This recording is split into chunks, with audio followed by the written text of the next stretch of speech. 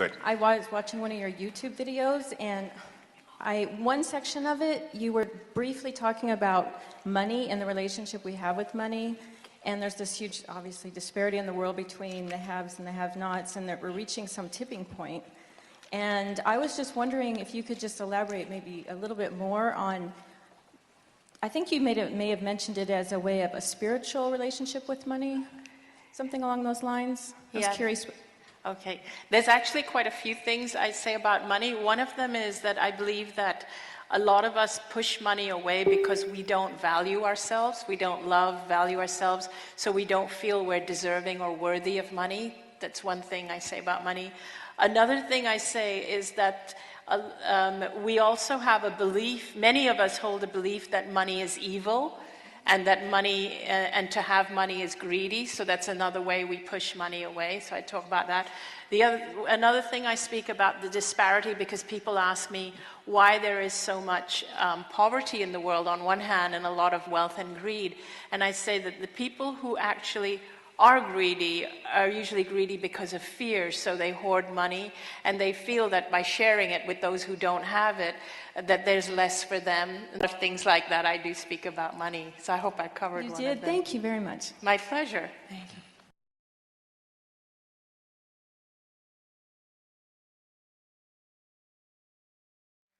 My husband is a mentor to the Barefoot Bandit. And the Barefoot Bandit, Colton Harris Moore, who's in prison. He was a feral child, and my husband told him that he is in the process of mentoring him, that he is writing a book called Second Chances. And Colton said to him, what about first chances? And we have about 18 more months before he's released to help gird him up to face society, a society that he has never experienced as a normal person. And I'm wondering if you can give me some book recommendations that we can send him that would be accessible to a 23-year-old mind, that would help him expand his being from ex-prisoner convict to gird him up to step out into society. I would encourage him to meditate. Now, every day, as frequently he's got time. He's got plenty of time for that, and that's where he'll find his peace. And I mean, I can give him the names of books. It's like if you ask me to give names of books to give, and I've written 44 of them. It's sort of like my kids. My son came to me one day, and he's in my apartment, and all my books are all over the place. He said, "There's nothing good to read in this house. Do you have any?" If I were suggesting, I would suggest the impersonal life. I would suggest The Power of Intention of the books that I've written. Depending upon his age, Your Erroneous Zones would probably be very helpful for him. I mean, there's an endless number of books that many of my colleagues, that have written. But I think it's more important for him at this stage. He isn't going to get it out of a book. He's got to come to an inner awareness. He's got to find God. And the only way that you'll ever find God is in silence. It's the silence between the notes that makes the music. No creation takes place unless there is silence. Everything comes out of the void. And so he needs to be able to get comfortable going into the void. And when he does, the answers will come flying out. My meditations, much of the things on my resume came about as a result of just being in deep and profound silence. So that would be my recommendation. Would one of those books introduce to him what meditation is all about? We don't get a lot of time with him to explain these things, like 2 or 3 hours a month, and that's it. So a book to explain why or how, the importance of what you just said? Yeah, it's called Getting in the Gap. Getting in the Gap. Getting in the Gap. Thank you.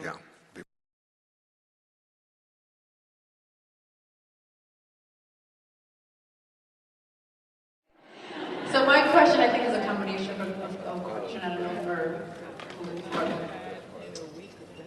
if our life work is laid out before us already, and how can we consciously tune into what it is so that we can recreate a moment similar to what you had, that you felt like you took a step back and you saw the big picture and you saw yourself speaking, even though you didn't see the details, you knew at that moment that you had a larger purpose and that your life work that was already laid before you was somehow going to deal with teaching or speaking. So how do you tune into that, to know that or have that moment of awareness or to recreate that? I always like to keep things really simple because I'm a simple person. You don't have to even know what your life work is. You don't even have to be in tune with it. It'll come to you. All you have to do is be who you are. That's all. Be authentic. Make your choices out of love. Love and value yourself. So, for example, ask yourself every day when you get up and you do things, am I doing this out of love? Am I doing this out of fear? Am I going to work at this particular job because I'm scared of not moving up the career ladder, because I'm scared of not having money? Or did I choose my work because this is what I love to do, this is what I'm passionate about doing? So basically, it's just asking ourselves, and the more that we start to become aware of how much of our lives we're doing out of fear, and we start to do more from a place of love, it starts to unravel itself. We start to get to know who we are. It's just about being authentic and being who you are, being who you came here to be, and shining your light as brightly as you can. Basically, our only purpose is to be as us as we can be. So all you have to do is be as you can be, nothing more. Let me add to that that most college majors, when you study, there's a very high percentage of people who major in something in college end up doing something completely different. I'm one of them. It's really about allowing. That's how Abraham puts it. It's just about allowing. It's just having a knowing. A knowing means there's a banishment of all doubt. One of the keys to higher awareness, banishing the doubt. Just letting go of that and just allowing it to flow, that there's an opportunity. I was telling my daughter, the one I spoke about earlier, who's had addiction issues and so on, who's trying to just get herself back after this program and get a job. And she said, it's just so hard to get a job. I said, if you just look around, I said, just look around at, within a mile of where you are. And the next day she called me back and she said, Dad, she said, I got a job. I said, what are you doing? She said, I'm working at a motel. I said, what are you doing in the motel?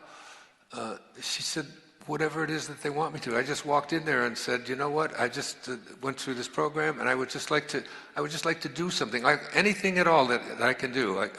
And all of a sudden, she's carrying around keys. This is her second day on the job, and she's only getting paid a minimum wage. It doesn't make any difference what she's being paid. The idea is that there are opportunities in every single moment of our life, but if you're filling your mind with it can't happen, it's not for me, this is a tough economy, things are going bad. If this is the way that you think, it's like, what is the slogan that I'm probably best known for? When you change the way you look at things, the things you look at change. It's a quantum truth.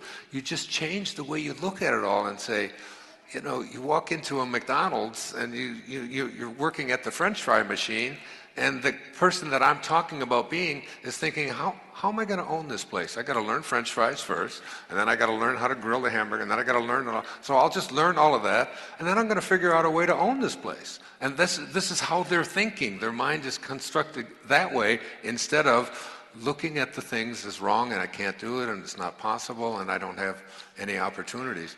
There are opportunities in every moment, and that's why I'm going to give you this rose. There you are. Thank you.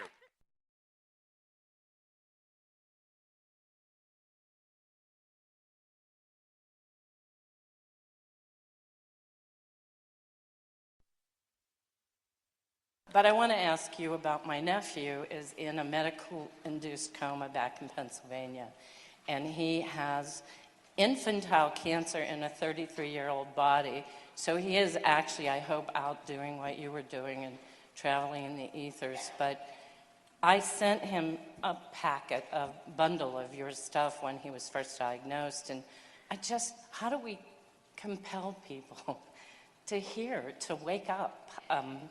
So he's in a coma? I can hear, I'm learning, I'm working like you are. I'm working like everybody in this room probably is. But the people we love that come down with cancer, how do we help them? How do we help them find their way? We help them by telling them that it's okay to express yourself. One of the things that I believed when I had cancer, I believed so many things. I thought,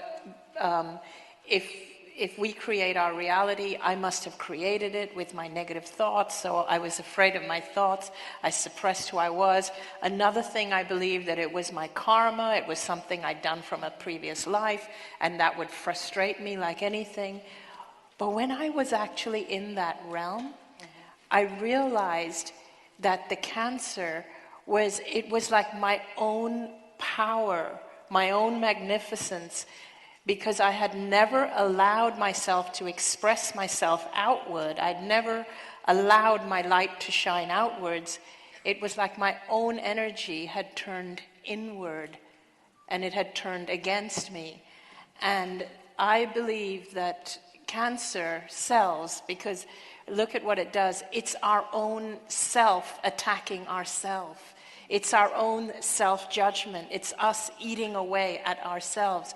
It's ourselves thinking we're not good enough.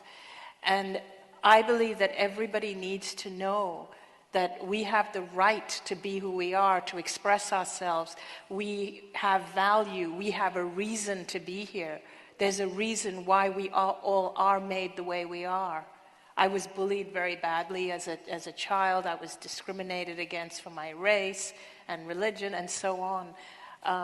And that's why, for me, it's very important that people realize that we are all different for a reason. We're not supposed to be the same. We're not supposed to conform. You've come here different because you have a message for the world. And that's what we need to share with everybody. Thank you so much. Thank it's an you. honor. It's just an honor to be here. Thank you. Thank Likewise. you.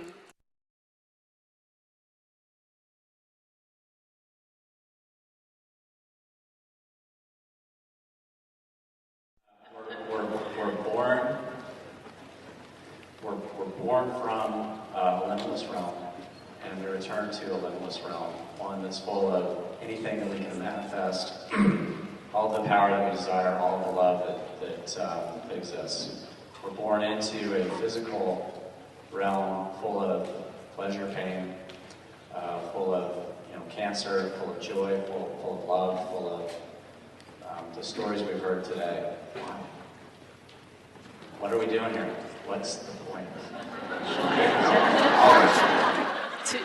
We can both answer. Go ahead. Okay. You go first. To experience, to get to know who we are.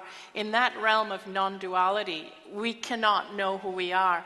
We cannot experience anything from experiencing lovemaking, relationships.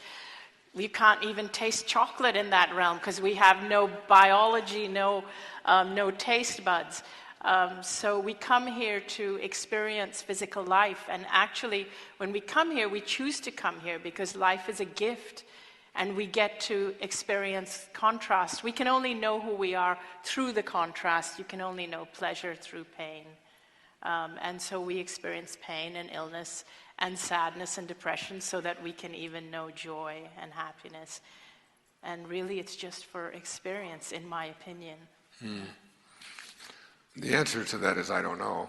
That's a better But answer. it's, in reading The Impersonal Life just 2 days ago again, this I got out of it in my 8 readings. This is the first time I got this out of it, which is that this impersonal intelligence that is in all things works through planting an idea. So we get an idea into our head about anything, all right? It's just an idea. It doesn't have anything more than just an idea, and they're popping in all the time. And your personal self doesn't get to put that idea in there. It's put in there by this intelligence that knows everything and creates infinite universes that we can't even begin to comprehend, right? So it keeps track of all of these thoughts and everything. It's too big a computer for us to even imagine, but these ideas are placed in there. Now the ideas go in, they go out, ideas go in, go out. And then an idea goes in there and something is attached to that idea called a desire. So now you got an idea with the desire, okay? Now, this desire is also placed in there by your impersonal self because your physical self isn't capable of a desire, okay? It doesn't even know what one is, can't even see one. We only do those. Our physical self deals with the senses. This is beyond the senses. So now we got an idea and we've got a desire. And then this impersonal intelligence places in there a burning desire. A desire that no matter what, you can't put it out. It stays there. You might ignore it, and you might try to ignore it, and you kind of go a different way, or you turn a different, or whatever it might be, but it's still, that burning desire is there, okay? So then that burning desire, in order for it to become manifest, it needs a word. And a word is just a symbol of a thing, okay? So this is a bottle, okay? So we need a word, and if you look at the opening lines of the New Testament, it says, what? In the beginning was the Word, and the Word was with God, and the Word was God. So the repetition of the name of God is like the ways to bring an idea, a desire, a burning desire into a reality by putting a word on it, by putting a symbol on it, okay? And then as you begin to act on that symbol, that word, you have a word, the word is plastic bottle.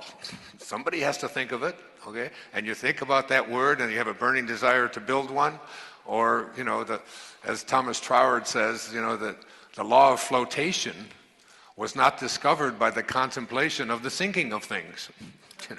When Wilbur and Orville Wright went down to North Carolina, and they discovered that we can fly in airplanes, they didn't go down there. The law of flying was not discovered by the contemplation of the staying on the ground of things. They were contemplating the getting off of the ground of things because of a word. And the word is the symbol of a desire and an idea. And that's how this whole process is working. Ideas, desires, burning desires, words, symbols turned into action, and that's what we get to experience here in this, and that's how it all got created, according to, I don't know if that makes sense, but it makes really good sense to me.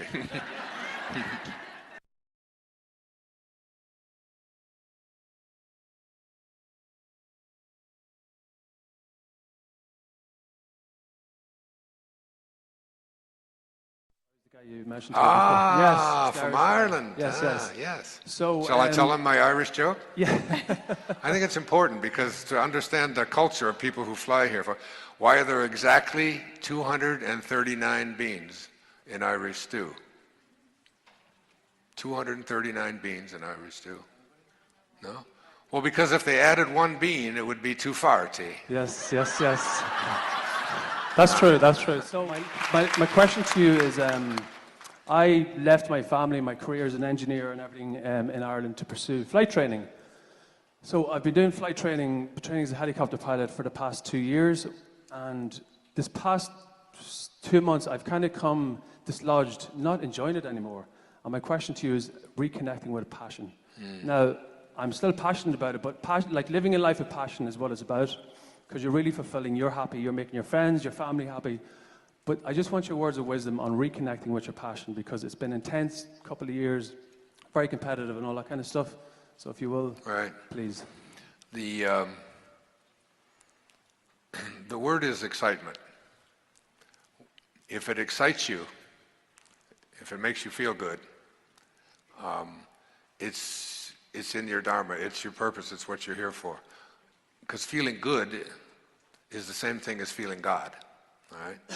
When you go into an ashram, and Maharishi used to say that, ask people as they entered the ashram, do you know the difference between God and good? And if people would say no, he would go like this, you know, 0, 1-0. There is no difference between God and good. So what it is, if you look at, enthusiasm, the word enthusiasm, entheos in the Greek, entheos is God, yasm, within, the God within. So when you feel excited about something that makes you feel good, like for you, helicopter training and so on, and doing that, and there's an excitement in that.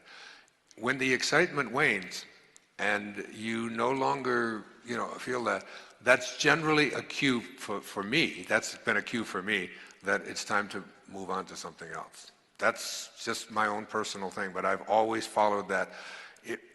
And it's why I'm here. It's why I'm doing this. I live on Maui. People leave Oregon to come to Maui. I leave Maui to come to Oregon.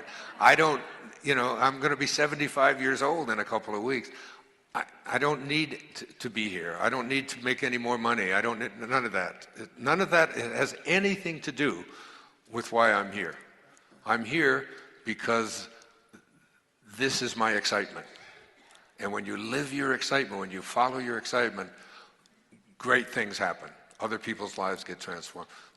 That's just my advice to you.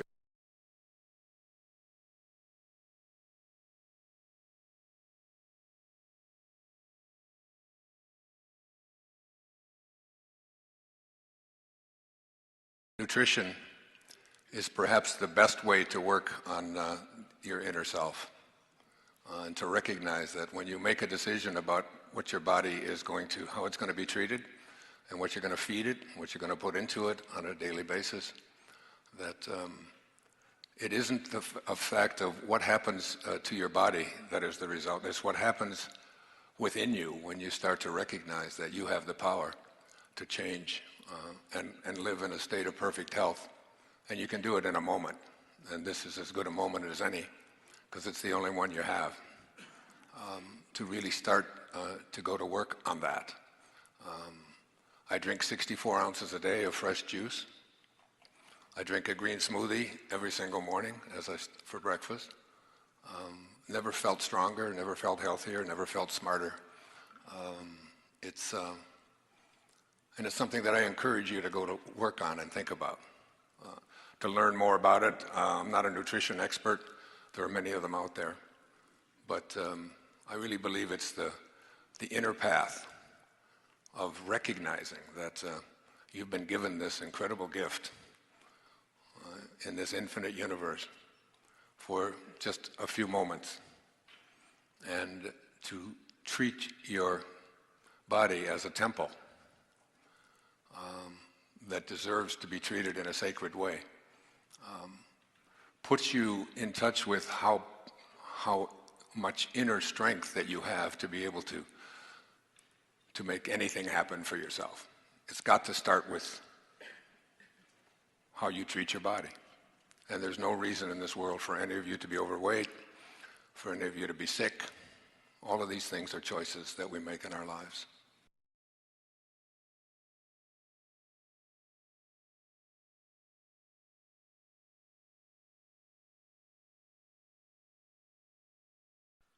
Even when I feel a sniffle or when I feel a soreness someplace, I have a totally different approach to it now than I did before. Today I take 0 medication of any kind, only some supplements. Not one drug goes into my body. And it's been that way for a couple of years now. I just walked it all away. I watched television, and we have a generation of people who are being raised to believe that if you want to heal something, you have to take a pill. And we advertise it. I mean, it's just a constant inundation. Children are exposed to this stuff all day long, every single day. Every time you have the television on, watch all the advertising. Do you know this country and New Zealand are the only 2 countries in the world that allow advertising of prescription drugs on television? We've gone from a country where getting a prescription was a rare thing when I was growing up. I mean, going to the pharmacy, I mean, and getting a prescription, it was just a really rare thing to do. Now the average person has 7, 8, 9 different kinds of prescriptions that they're taking, and they're being advertised continuously. So it isn't so much that we're being exposed to the idea that we have to take drugs, we have to take, we have to buy this particular drug and that particular drug. What we're being conditioned to, and raising a whole generation of people, and I have a daughter who's in that mess, internally in her head, is the belief system that you need something outside of you in order to be able to resolve whatever is going on within you. And, I've seen so many people who, when they change around the kinds of things that they eat, and when they begin to really exercise differently and change, that you start tossing away the prescriptions. You take more than 4 prescriptions, and you're taking 5 or 6, because the combination of the ones working within you is another prescription that you're taking as well. And the number of children, young people, the biggest cause of death amongst teenagers now is the overdose of prescription drugs, particularly pain pills. This could be a rant, so you'll just have to stop me if I get too far off on this. Wait a minute. But what I get so concerned about isn't so much that people are buying a drug for this or buying a drug for that. It's the consciousness that we are raising a generation of people to believe that healing has to take place by buying something at the store and at the drugstore and putting it into your body. When in fact, our body is a pharmacy. Deepak talks about this many times. We've given lectures together on this whole idea of the body is capable of producing whatever chemicals it needs for taking care of anything that shows up in your body. It knows how to do that if you just get out of the way of it and just allow it to be the perfection that it is. And so we've become a country, in the United States particularly, where, the use of drugs for virtually every kind of thing, whether your leg is restless or whether you've got depression of some kind, or whether, when I told my wife about going gluten-free belly and doing a PBS show with my friend Bill Davis, a cardiologist from Milwaukee, and I told her about gluten, she had 5 grand mal seizures and regular mini seizures for the past 4 or 5 years. When she just took gluten out of her diet, they all stopped. Gluten is a huge impact on depression. That if you know people that are suffering from chronic depression, just ask them to give up gluten for a month and see if there's not a huge change, because the wheat that we're eating today is very, very different than the wheat even we ate as in our generation when we ate Wheaties, for the breakfast of champions and so on. It's not the same. And all you have to do is to notice the difference in food is just to go to Europe and notice how different food tastes in Europe than it tastes over here, because they don't allow things to be modified genetically. And we got to look real hard at this stuff, but I won't go any further. All right.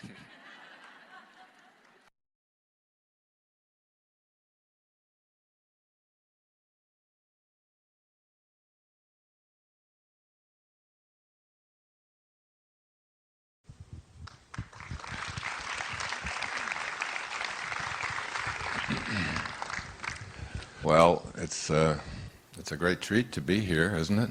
This beautiful place, my goodness. What a ship, huh? Can you believe that? I was in the Navy, it was nothing like this. And I was on the largest ship in the world at the time I was in the Navy, in the War of 1812. I was on the USS Ranger. We had 4,000 men on that ship and 150 aircraft, and it was a floating city like this, much larger than this actually, but my room wasn't anything like the one they gave me here. I had a bunk with 6 other guys sleeping right on top. We had to climb a ladder to get in, and so on. Anyway, What I want to speak about today, and a little bit tomorrow, is, and some of you I recognize and know, so some of you may have heard part of it, but I never give the same talk twice anyway. So, and if you've heard it before, you're hearing it again because you haven't got it yet. So, otherwise you wouldn't be here, because everything is perfect. It's basically the essence of what I speak about in Wishes Fulfilled, is the idea that there is a higher place. There's a place that I call higher consciousness, or extraordinary awareness, extraordinary levels of awareness. And it seems to me that the problem that most of us face in attempting to really fulfill our Dharma, our real mission here on this planet, and what we're doing here, is that we have been raised to believe so much in our limitations. And we just haven't been raised to believe that we are God, that we are pieces of God. It's all over the spiritual literature, whether it's the Bhagavad Gita or the Tao Te Ching or the Quran or the Old Testament and the Torah, the Book of Torah, or the New Testament and the words of Jesus. It's all throughout it. You know, you've all been told you are God, but we've all been raised to believe, or most of us have been raised to believe that. That's something outside of us. And that we've created these great organizations. I always love Gandhi's comment when they ask him about Christianity. He said, I don't very much like your Christianity. He said, but I love your Christ. Well, making a huge distinction between, and I used to say years ago that, and they asked me about organized religion, that a truth is a truth until you organize it. And then it becomes a lie. Because so much of the problem, so much of the difficulty, the struggle, the conflict that we see on our planet is all done in the name of God, which is so absurd, isn't it? And yet that's what's going on. And as I told you yesterday, in studying just the 13th century for the last 10 days or so in preparation for what we're going to do in Ephesus, it's just one big conflict after another. And it's not just conflict the way, it's not just wars. It's things like crusades that are just, so vicious, and going through village after village after village, and just, if there's 60,000 people, just killing every single one of them for God, so that God would be happier if we do that. And I was talking to my friend this morning, Elizabeth, we were having breakfast, and she said, well, at least we're more civilized now than we were then. We don't go around doing that. And I said, well, we've just created newer ways and newer terms to define our abilities. Our technology is almost always based on weaponry and killing each other. And now we just have to push buttons in air-conditioned booths, and we're much more civilized. But we can knock out millions of people at a time. At least in those days, you had to go kill every one of them. Now it's just no, we're not. And the 20th century was the bloodiest century in the history of humanity. More people killed in those wars in World War I, World War II.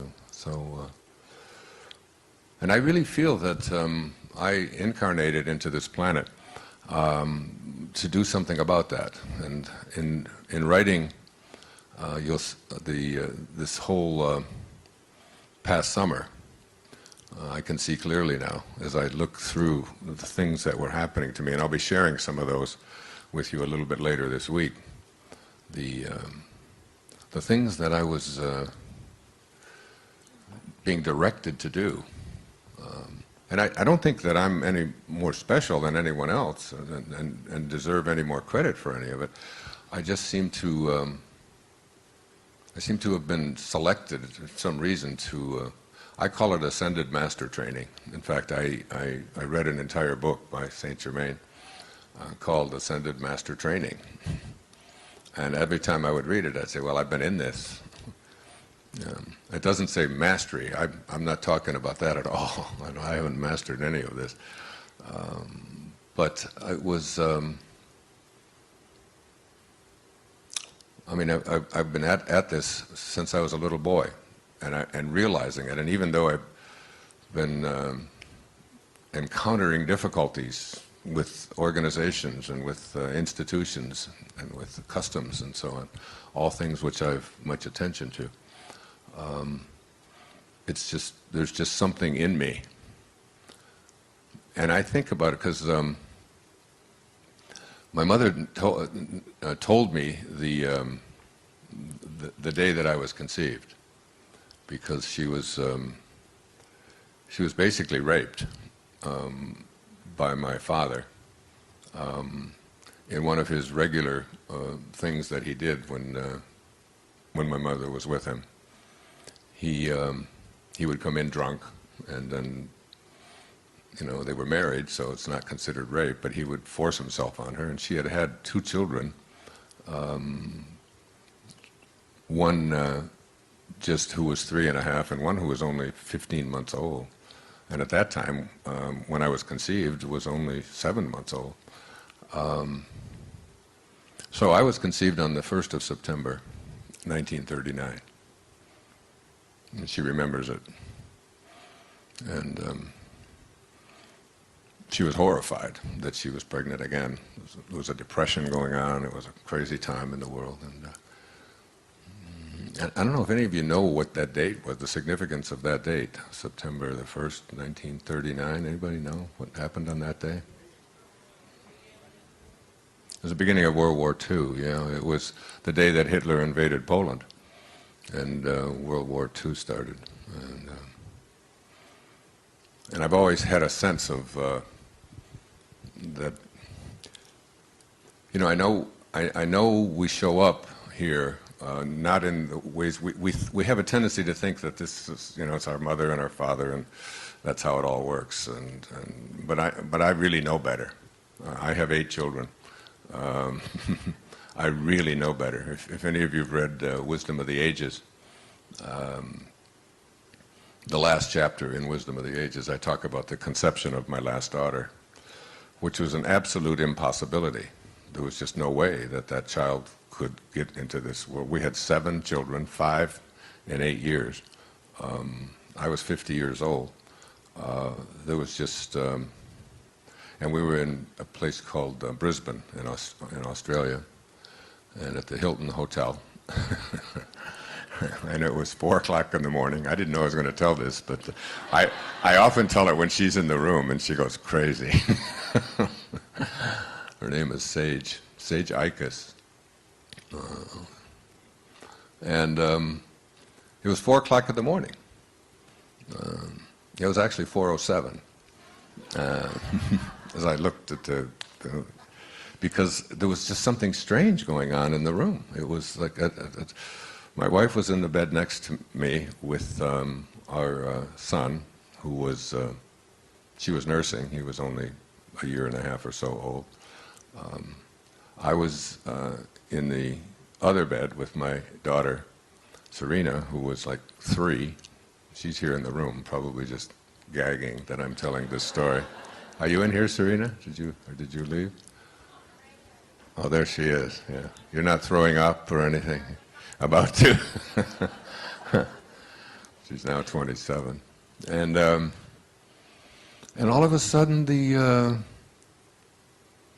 furniture is being rearranged in the room, and my wife is up, and she takes our son and puts him in the bed, and then picks up Serena by herself, this 3.5-year-old child, and puts her in the bed, and then gets into bed with me. Now, this is something she had never done in her life. So she proceeded to get into bed next to me and start doing things that she had never ever done. I mean, when all of those things happened, that was me doing that, moving things around and trying to talk her into this and all of that. That was not her. It was not her nature.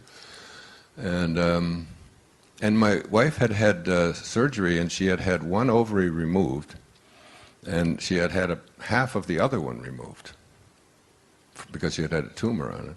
She hadn't had a period in 10 years because she had been either pregnant or nursing for the previous 9 or 10 years. So she was always, she used to say, in one decade, I went from a 32 long, no, a 32C to a 32 long or something. It was like 34. I'm sorry, I don't mean to insult her. Anyway, but she always had a great sense of humor about it. So, I mean, the idea of her getting pregnant was absolutely impossible. But just to be absolutely certain that that didn't happen, I just withdrew at that moment, to make sure. And I was going to call my daughter withdrew.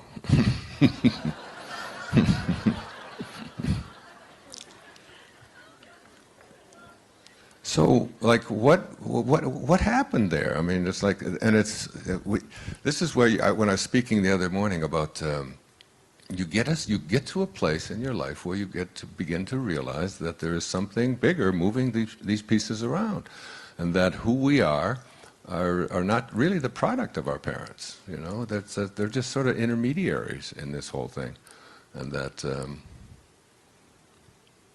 and so. When you think about when you came into this world, you came in at the time that you opted to come into this world. And it's a hard thing to get. My daughter Serena sitting over there, I used to say to her when she would get upset with me, because, she used to have this whole line, it's like, if I would raise my voice, I wonder what all those people out there would think of Mr. Positive if they could see him here this morning, She'd ask her sister, would you buy a book from someone who yells at his 11-year-old daughter? I wouldn't. But anyway, you get to this this sense where you begin to realize that there is something moving these pieces around, and that it's not you. My friend Ramdas often says, all my life I wanted to be somebody. Now I'm finally somebody, but it isn't me. And that, when we look at quantum physics and look at, where we began, we realize that we're not really here as human beings having a spirit. We're spiritual beings. Infinite spiritual beings, and it's such a hard concept for us to wrap our heads around and our minds around this idea. In the Tao Te Ching, Lao Tzu says that you're doing nothing. You're just being done. All of us are just being done. And in reading Rumi and in studying what I've been studying and in writing what I've been writing the past couple of months, it's this enormous awareness has come over me that really our mission is really nothing more than to just reconnect to that source from which we all originated. T.S. Eliot said, we shall not cease from exploration, but at the end of all of our exploring will be to return to the place from which we originated and to know it for the first time, to know it, to absolutely know it. And he was speaking about death. When we die, when we leave our bodies. I'm not here today and this week. I'm speaking about something very different. That we can, while we're in these bodies, there is something available to us. Wishes Fulfilled was my effort to just speak to that and to try to delineate it and to make it specific about the kinds of things that we can do to reconnect to our source and to come to know God, not as something external to ourselves, but to know this highest place within ourselves. to absolutely know it. So what I encourage you to do in the next week on this boat is to one day by yourself or with someone that you're close to, someone that that you may have come on this trip with, and go to the stern. That's the back. The side, the place that isn't going forward, that's that one back there. And to just go there and lean over the rail, if there is one. This is the first time I've been on this ship, but there's usually a railing back there. And just observe what you see happening. And just look down at the water. Now, I'm telling you, I did this, I was on board ship for almost 2 years in the Navy when I was at 18, 19, and almost 20. And I spent a lot of hours late at night by myself looking at that big ocean. I was in the Pacific Ocean. And it just goes forever, you know. I saw a Discovery Channel story of how the Earth was formed, you know, going back billions of years and so on. And they said these oceans were formed because it rained for 1 billion years. That's a long reign, isn't it? A reign for 1 billion years to fill this planet with. Why? I'm not sure. I mean, they were explaining all of that. But so you look at this huge ocean that we're in, and just look down at the water and ask yourself, what do you see as you're looking at the water? Just please try to do this. And what you will see is something that has a name that we call it. In English, it's called the wake. The wake. And ask yourself 3 questions about the wake. But this is a metaphor for your life, because this ship is a symbol of your life. You are this big physical thing that is moving through the atmosphere, moving through the world. And so just imagine yourself as the ship, and you're looking down in there, and ask yourself these 3 questions. First of all, what is the wake? What is it that you're looking at? You'll see that white, bubbly water, and you'll see it, and you just keep looking at it and looking at it. You can stay out there for hours and hours. And I'll give you the answer. The answer is the wake is the trail that is left behind. Okay, that's what it is. And there's hardly anyone in here can dispute that. Is that correct? I mean, we all have agreement that the wake is the trail that is left behind. The boat's going this way, the wake is back there, and it's just a trail that is left behind. Then the second question to ask yourself is, what's driving the boat? That is, what's making this boat go in this direction? And I'll also give you the answer to that. That it's the present moment energy being generated by the engine and nothing more that is driving the boat. And the third question to ask yourself about this, and the most important question to ask, is it possible for the wake to drive the boat?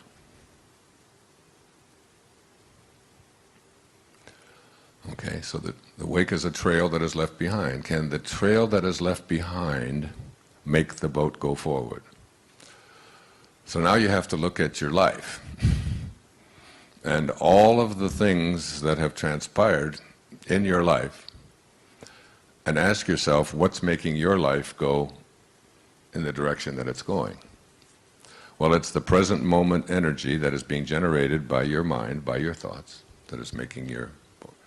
And one of the great ironies, I've been studying some of the teachings of a man named Bashar. Anybody in here ever hear of Bashar? Fascinating.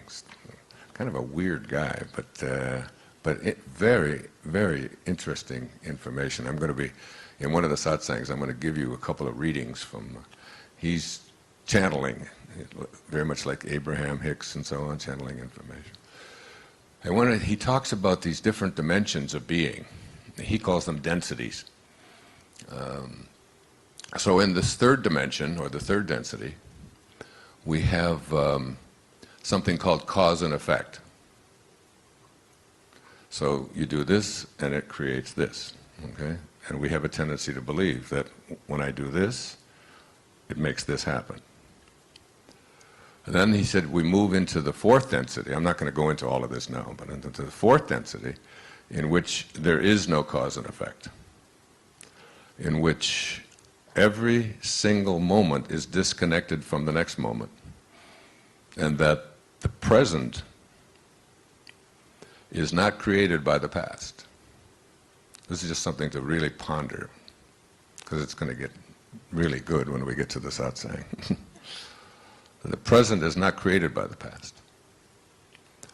The past is created by the present in the fourth density, in the fourth dimension. And that's the dimension where you leave the world of cause and effect, and you realize that everything that ever happened to you up until this moment happened to you in the present. And in quantum physics teaches us that there is no such thing as time, and it does, that it's all one, especially in the world of spirit, in the world of God, it's all one. Then the past is something that we are creating now. And the idea, this exciting, exquisite idea, that you can change the past by becoming something different in the present, becomes a reality. Now, you're all saying, that's just too far out, I can't do that, that's just too weird, I can't do that.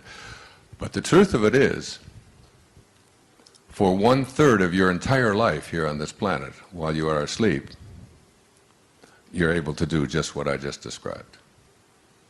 You can create any past that you want. And you have left this dead thing laying on the bed. It's just, you've just left, life has left it, it's just there. And you're off someplace else, creating the past that you want, right? And creating the future that you want. I had a dream recently in which my wife was waiting in a van with 5 of our children, who are the age they are now.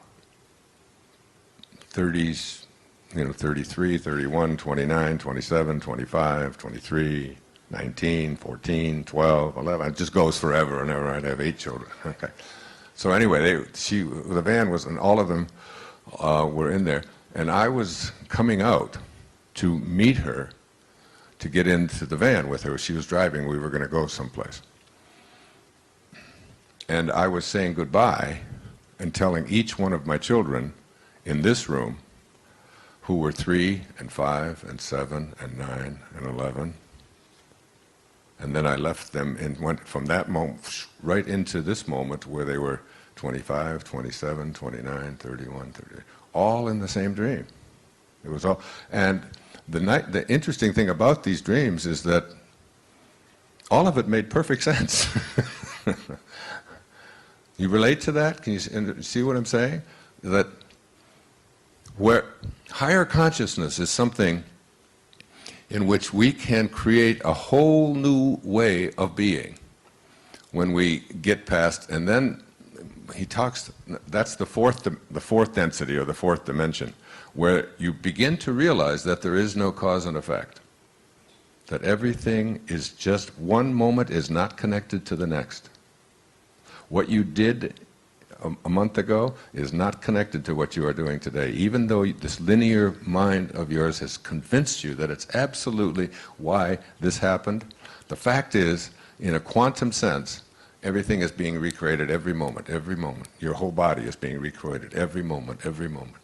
And now this may not seem like an important thing for you to know, But when you get a hold of this idea, it's like one of the elements that you need in order to reach a higher level of consciousness is you've got to give up your personal history.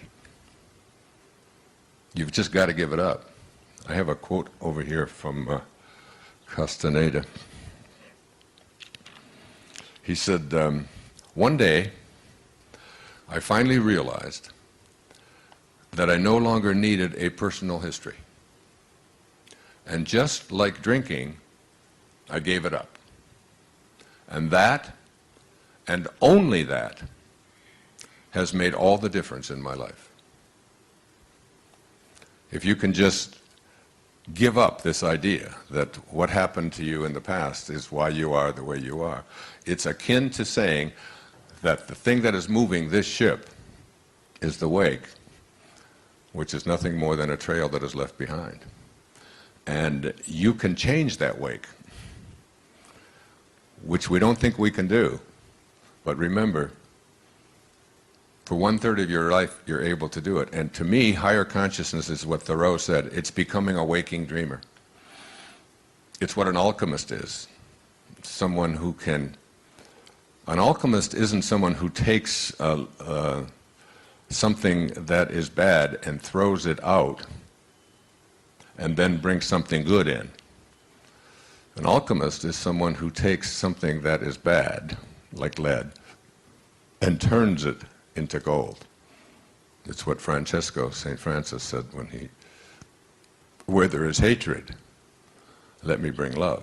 Where there is darkness, let me bring light. In other words, become an alchemist. Being able to change what is into that which is aligned with your source of being. All right? So, I know that sounds a little out there and far out. I want to do one little reading from Rumi, since the theme of this whole conference, this whole week, is in the trail of our ancestors. And being in these places where you're going to go, when you go into Athens and look at some of these things that were built 2,000 years ago, and when you're in Rome, which I hope you'll spend a few days in, and Rumi, of course, was in the 13th century. So let me read something to you.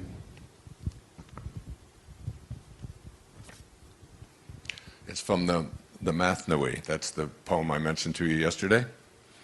That is 64,000 lines long. How would you like to write a poem 64,000 lines long, 45,000 verses? And some consider it the greatest thing ever written, like about half the people on the planet, maybe 1/3 of the people on the planet consider it, divine teachings. So this is, it's on something called the purification of the soul. And then I'll move into something you're a little more familiar with. It's the story of the discussion between the Byzantines, who were considered to be the people who had nothing, and the Chinese, who were considered to be the people who were educated and way beyond the Byzantines. The Byzantines were like these low-level people. There's a lot in this, and it's a little bit long, not too long, take a few minutes. So this is directly from the Mathnui. The Chinese said, "We are the best artists." The Byzantines said, "To us belong the power and the perfection." "I will put you on to trial," said the Sultan, "and I will see which of you is right in your presentation." The Chinese and the Byzantines started to discuss, but the Byzantines left the debate. The Chinese then said, "Give us a room and give the Byzantines one too." There were 2 rooms whose doors faced each other.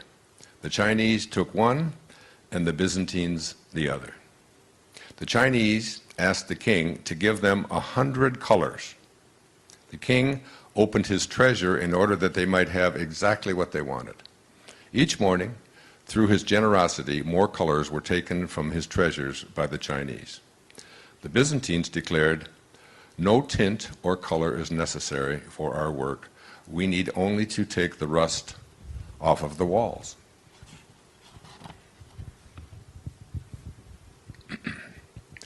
They closed the door and started to polish the walls, which became as clear and pure as the sky. There is a distance between colorful and the absence of color. The color is like the clouds. The absence of color is like the moon. Whatever light and splendor you see in the clouds, know that they come from the stars, the moon, and the sun.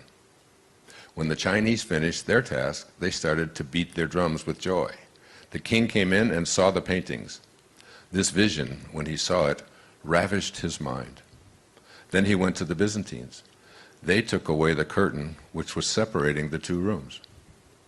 The reflection of the paintings of the Chinese struck the walls which had been purified. Everything the Sultan had seen in the room of the Chinese was more splendid here. It ravished his entire being. The Byzantines, O my father, are the Sufis. They are not scholarly, they have no books, no erudition, but they have polished their hearts, and they have purified them from desire, from avidity, from avarice and hatred. The purity of the mirror is, without doubt, the heart which receives innumerable images. This Moses keeps inside him the infinite form without form of the reflected invisible in the middle of his heart. And although his form is not contained in the sky or the firmament, neither in the sphere or the stars, nor on the globe that reposes for the Pisces. For all these things are limited and known. Know that the mirror of the heart has no limits. Here the understanding becomes silent. Otherwise it will lead you into error, for the heart is with God, or more accurate still, the heart is God. The reflection of each image shines eternally from the heart alone, in the multiplicity as much as outside it.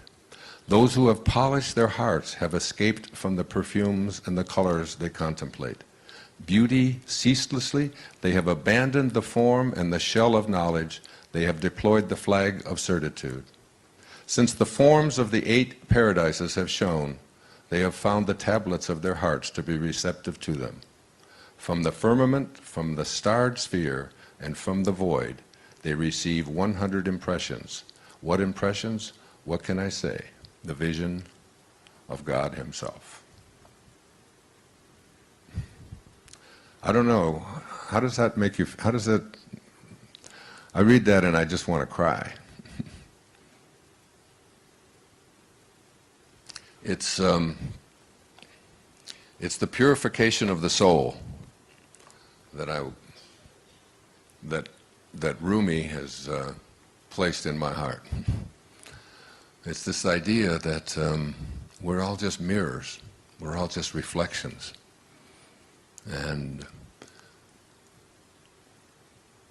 most of us don't understand our soul, and that's what I want to start this presentation out with.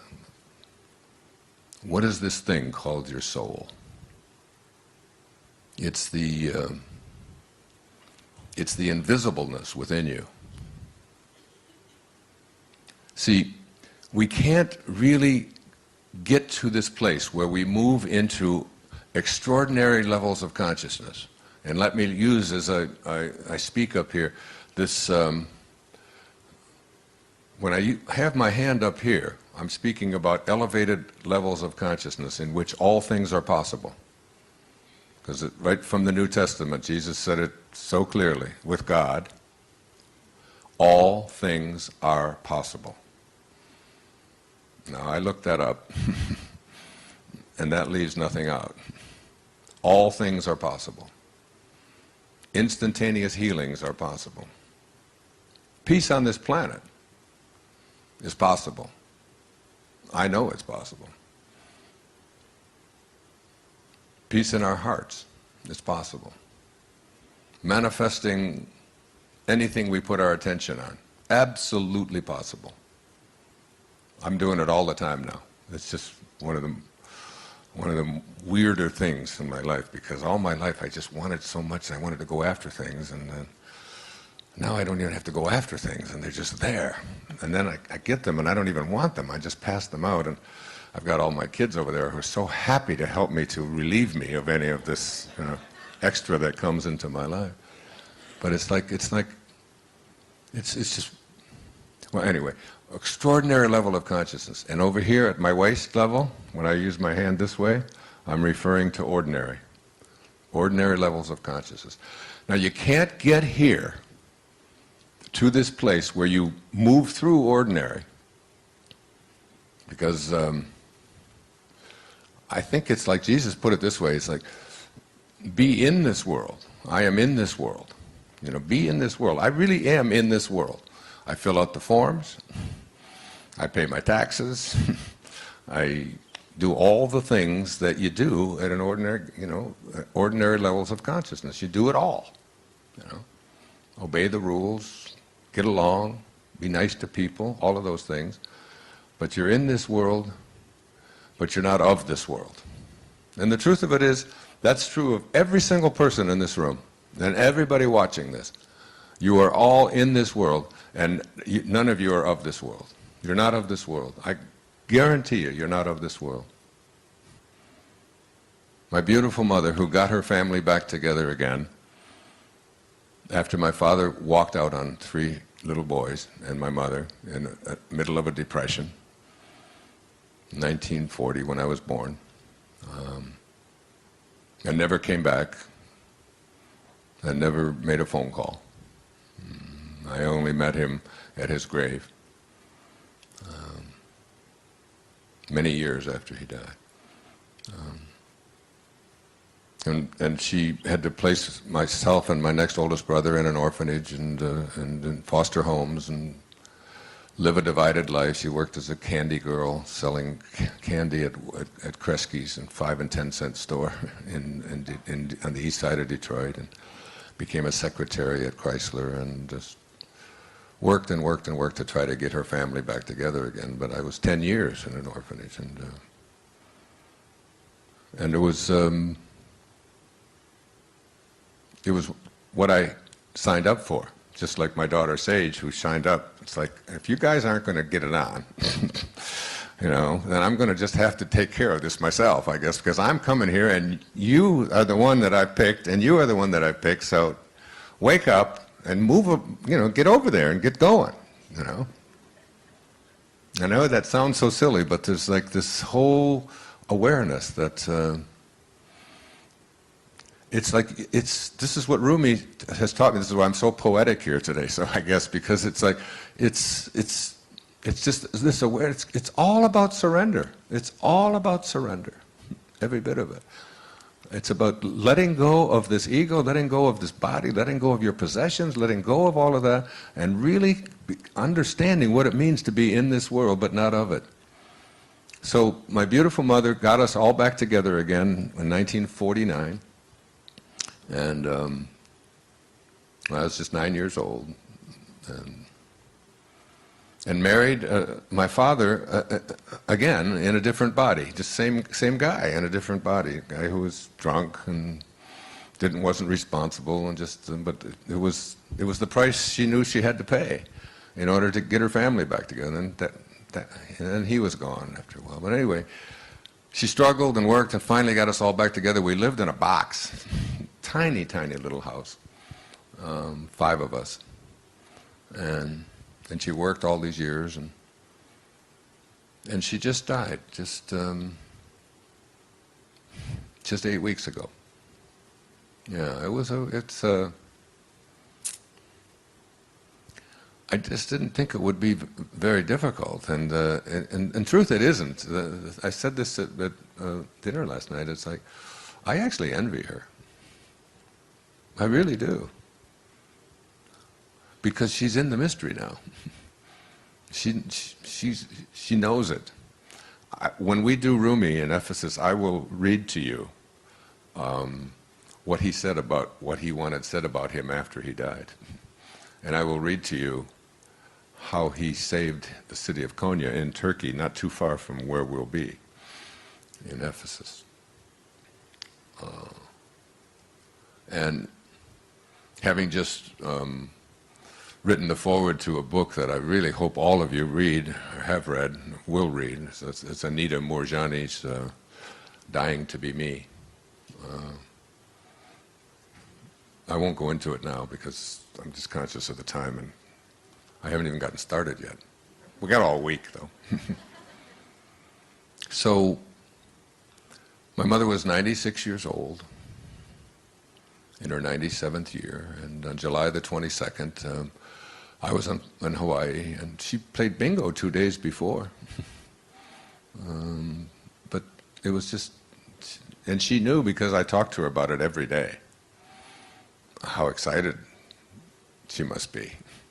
And she had read Dying to Be Me. She was like telling everybody in this, she was in a center for assisted living for people in their 90s and so on. And she would make all of them read it, and she'd read to them, and like, what are you afraid of? And it's just, it's a wonderful book, wonderful book. It's got a limited audience. It's only for people who are going to die.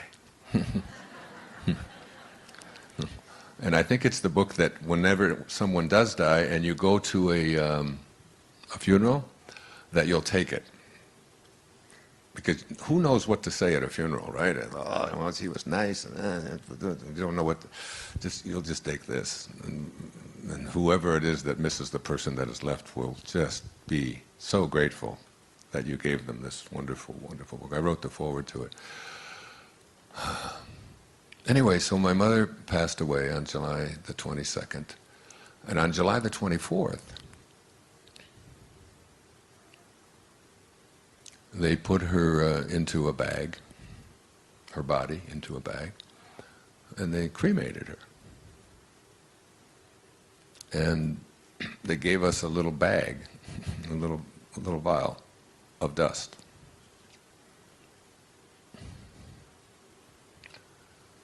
Surely that's not my mother. Emily Dickinson, the famous American poet, holding up a handful of dust. This quiet dust was gentlemen and ladies and lads and girls, was laughter and ability and sighing and frocks and curls.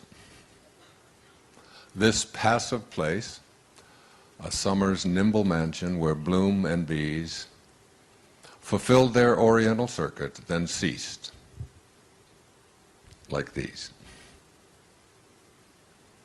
So, if my mother is not this dust, and the ashes that came from the body that she was in for the 96 years that she was on this planet, who is she? And it's the question you've got to be able to ask yourself and answer for yourself.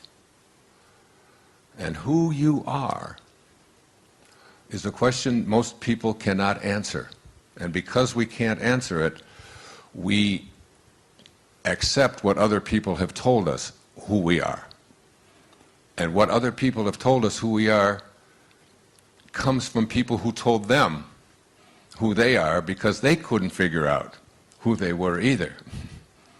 Because they were so terrified and so believing in what their senses told them, that who you are is this thing called your body. Now, I'm in a 72-year-old body today.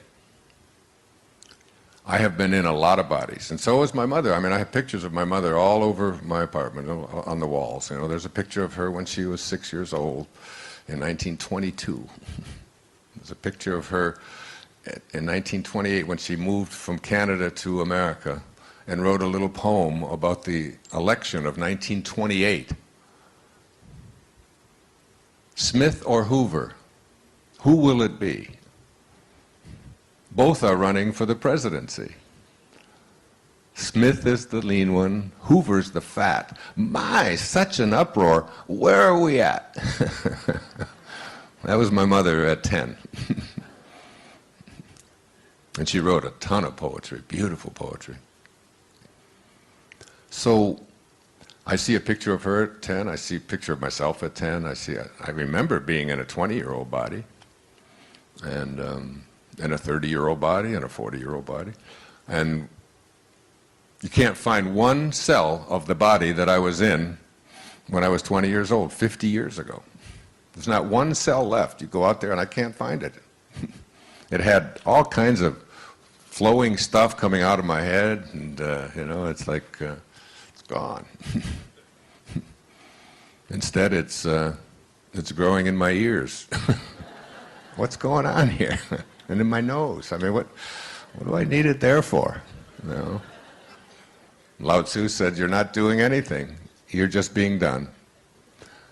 When you look at your body, you have a real sense of an awareness of that, don't you? When you look at your body, you know that, I mean, you can fix them and you can change them, but, that like if they're drooping, it's like whatever, and it's like if your hair turns a certain color, you can change the color of it, and you can mask all of that, but you really know deep inside that you're not doing anything. You're just being done. That's one of the things that the Tao says, that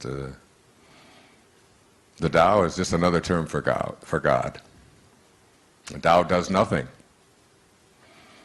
It leaves nothing undone. It leaves nothing undone. Makes the planets stay in alignment, the sun comes out, the oceans are filled, life goes on, fish reproduce themselves, roses show up, and there's nobody out there doing anything. It does nothing. My son has mastered this, by the way. He's a Taoist master. He's 25. I say, Sans, come on. Get help. Let's go. Do something. We got work to do here. Come on. I do nothing. I leave nothing undone. He has a t-shirt that says, don't just do something, stand there. So the question of who we are is can't be answered in physical terms, and it can't be answered with the senses. Your senses will lie to you. They will tell you something, and it's just not true, I mean, our senses even tell us right now that we're sitting still when we're hurling through this ocean, right, at 20 knots. But we're also, so is the whole ocean hurling through space at something like 11 or 12,000 miles an hour. And it's also orbiting around the sun and turning on its axis. So it's turning, orbiting, and hurling all at the same moment. And your senses are saying, I'm just sitting here. William Blake, the great English poet, 1777. To see the world in a grain of sand, and a heaven in a wild flower, to hold eternity in the palm of your hand, and infinity in an hour. We are all led to believe a lie when we see with, not through the eye, which was born in a night, to perish in a night, while the soul slept in beams of light. Your eyes were born in a night to perish in a night. You don't see with your eyes. You have to see through your eyes. The part of you that is processing what I'm saying here right now has no form to it, has no beginning, and has no end. There's an infinite part of you. There's an invisible part of you. And until you're comfortable with it and know it and understand that it is the creator, the creation takes place through this creative process within you, called your mind, called your thoughts, called your spirit, called your soul. And one of the things that I have learned is that it's necessary to understand what your soul is to follow your excitement. Now hear this. Your excitement is who you are. Just let that in. We're getting very philosophical. I love it when we get like this, especially when I know we have lots of time, so we can just take it, just... Your excitement is who you are. You're not this body. My friend Ram Dass, you all know Ram Dass? He lives on Maui with me, and I put something in one of my books called Inspiration, because he had a stroke in 1997, and he couldn't take care of himself anymore, and he had donated everything he'd ever earned to charity, to the Seva Foundation, just to help little blind children in Nepal get eyesight and so on. His book, Be Here Now, he didn't take any royalties for it. He never was paid for any of his lectures. He was just one of those people. His teacher in India, Neem Karoli Baba, told him, just serve people. Trust God, serve people. Give. Give what you have away. Don't hold on to any of it. And he took it very seriously. His father didn't understand it. His father called him rum-dum. So I put out a plea in my books and on the internet and so on, and people came in, and several $1 million came in for Ram Dass. He has a home. He just turned 80 in April. And I was at his dinner, and so many of his devotees and just people that have known him, and we're very, very close. I love this man so much. And he has trouble speaking now, and he speaks a little slower, but every time I do a seminar in Maui, he comes out there and he speaks to them, and he gets a standing ovation. He speaks slowly. He's in a wheelchair. So we all went around the table, and we were asked to say something to him on his 80th birthday. And I gave a couple of lines from an Irish poet named William Butler Yeats, in a collection of poetry called Sailing to Byzantium. I just talked about the Byzantines. I said, Ram Dass, an aged man, is but a paltry thing, a tattered coat upon a stick, unless soul claps its hands and sings, and louder sings, for every tatter in its mortal dress. We're just tattered coats on a stick. It's the soul. It's this invisibleness. It's what causes you to feel passion. It's following your excitement. And it's something you can do at any time. And when you do, I guarantee you these two things. It will be effortless,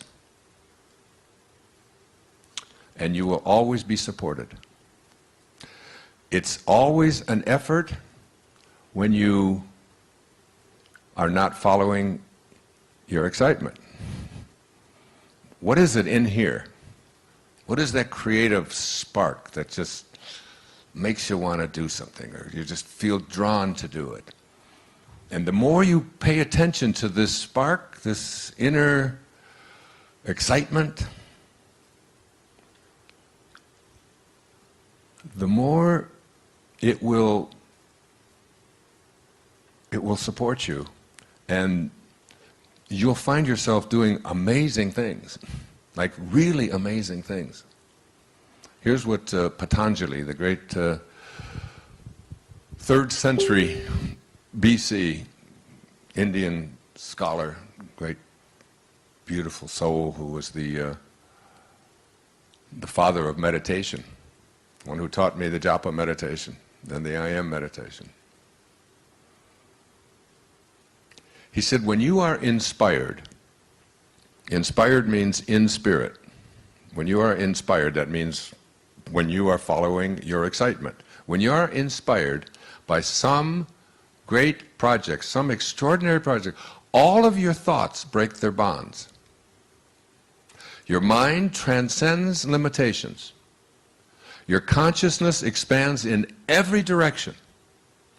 and you find yourself in a new and a great and a wonderful world.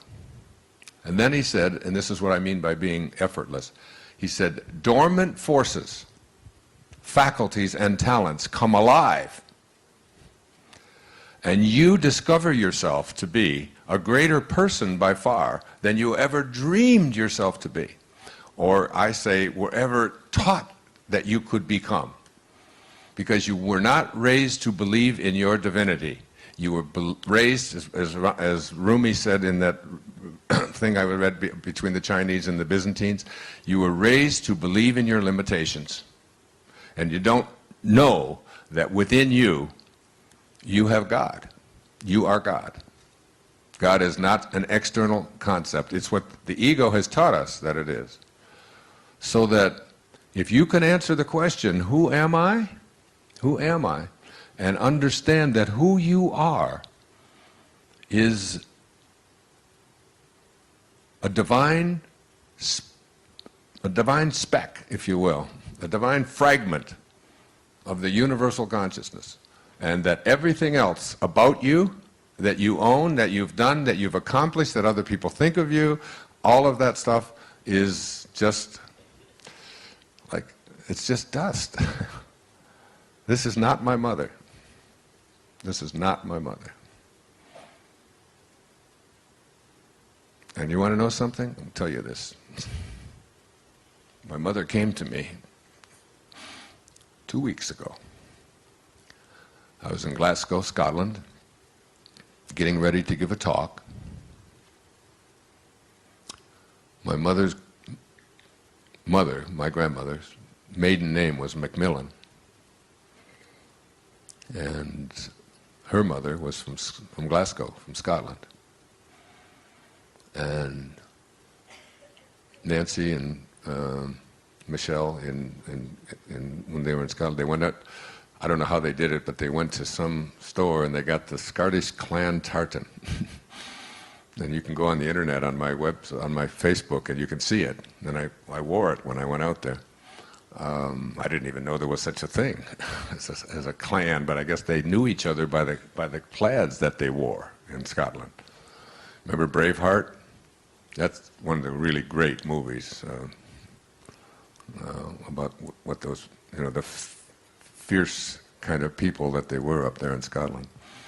And the night before I was giving a speech, it was I had come from Maui to Washington, D.C., gave a lecture in Washington, and went from Washington to Scotland. Now, I don't know if you've looked at a map lately, but that's halfway around the world, and that's 11 time zones. So that's literally when you're going to sleep, I was getting up, and vice versa. It was a total reversal of time.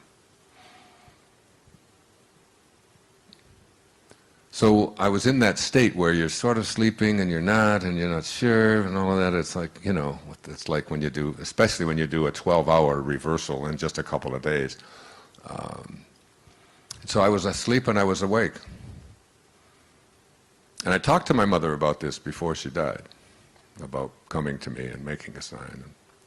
The day before she died. Because she knew that she was with hospice. Hospice had said this was, her body was shutting down. And I was driving into the home that we lived in from when I was 10 till I was about 17. And I had all of these keys in my pocket. And I couldn't get the key. I couldn't get the key into the door. This is a very common dream, I've since learned, especially when someone has departed and comes back. And I put this key in and it wouldn't work. And I reached in and it's like an endless string of keys, just so many keys. But I couldn't get anything to work, and I was just so pissed off, and nothing's working here. And all of a sudden, the door opens. And then there's a screen door, and she opens the screen door. And she holds her hands out, and my mother was a beautiful woman. She looked a lot like Elizabeth Taylor looked in her heyday. Okay? and she was about 45. I say it because that just seems like that's the number that came to me. She was about 45 years old. And she just looked at me, and it was so real. It was just, and now I was awake. And she was there. And I said to her, you know, this was the mistake I made. I said, and I didn't say it, but I was thinking it like I was thinking, you're dead. What are you doing in the house? You're dead. You're supposed to be dead. And that was my thoughts, and she could read that because in the fifth and beyond dimensions, there's 12 of them. When you get fifth, sixth, seventh dimensions and so on, this physical stuff is just, you know, you don't have to even bother with it at all. Your thoughts are just transmitted to each other. You know, Carl Jung called this like synchronicity of thought and so on, you know, where you can communicate telepathically and so on. Well, there it's instantaneous. Higher awareness is, I'm getting ahead of myself here, but higher awareness is when you place your thought upon something that you would like to have manifest into your life, no matter what it is, and it instantaneously shows up, which is what happens in your dream state. So there's not this long cause and effect thing. I have a thought, and now I got to go to work, I got to get up, and I got to do all of this stuff and make it happen and all of that, which is what we do in this dimension. In this dimension that we're going for this week, you put your attention on something. It's called in India they call it Siddhi consciousness. Siddhi, S-I-D-D-H-I, Siddhi consciousness. It's like it's instantaneous. There it is. It's called Christ consciousness. Rumi has one of his poems in there where they talk about someone, he's trying to get, in the Matnavi, he's trying to convince somebody to come, and they said, Jesus is here. He speaks about Jesus a lot in his poetry. When Rumi died, people from all over the world came, you know. Whether they were Buddhists, whether they were Muslims, whether they were Catholics, whether they were Jews, whatever the people that, I mean, he was so revered as God on earth, truly. And he is saying in one of his poems, a man says, I can't go, I'm sick, I'm dying. And he said, well, Jesus needs you. Jesus needs you. He needs a corpse that he can make come alive.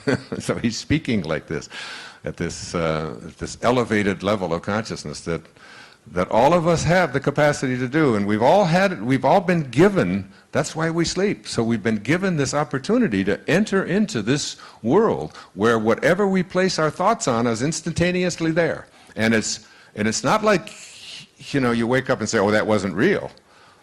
The only way you know it isn't real is when you wake up. Lao Tzu said, I went to sleep and I dreamt that I was a butterfly. And then I awoke and now I don't know. Am I a man who dreamt he was a butterfly, or am I a butterfly dreaming that I'm a man? It could be either way. Because you're so convinced of it. And I'm saying to you that higher awareness is that state of consciousness in which you can, and so there was my mother, and I looked at her, and she had this beautiful, she had like a black dress on with a buckle up here. I can tell you what the room looked like. I can tell you where she was standing. This wasn't just a thought. I mean, it's like, you know, you have a dream and then you can't remember it so quickly, how that happens all the time. This wasn't like that at all. This was, there she was. She was definitely sending me something, and I was thinking, you're dead, you can't be, you're dead. And I went to grab her arms, and as I was thinking, you're dead, her arms started turning into the 97-year-old woman that she was, which her arms were sort of wrinkled up, and you know, and she shriveled up because she was about 6 inches shorter than she was when she was in her 40s, and then her face morphed, and she just dissolved.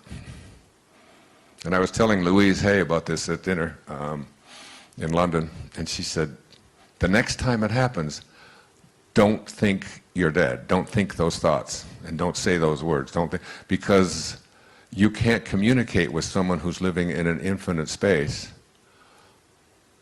and talk about death, because death talks about beginnings and ends. And you are in a universe that is endless. And the interior, what I call your interiority within you, has no form to it. And this is basically the essence of what I wanted to say here to you this afternoon, which is that your soul is your excitement. Your excitement is that inner feeling. It's just a thought. In Greek, the word enthusiasm breaks down to entheos, God, within. The God within. You see it. I've checked all of this stuff out on the internet all over the place, you know, when I was doing the etymology of all of this to write about it. You know, that it's... So the God within you is your enthusiasm, it's your passion, it's your bliss, it's your excitement. And when you are acting on that, I don't know if you've seen The Shift. How many have seen The Shift? Oh, wow. You've all seen The Shift.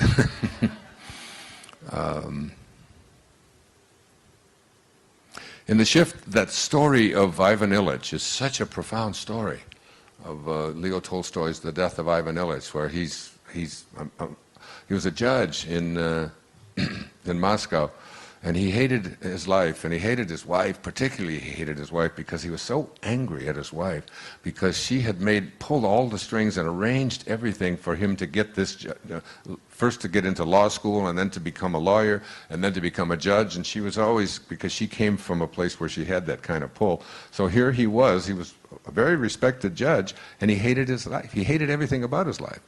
And and you know the end of the story, you know what's going to happen.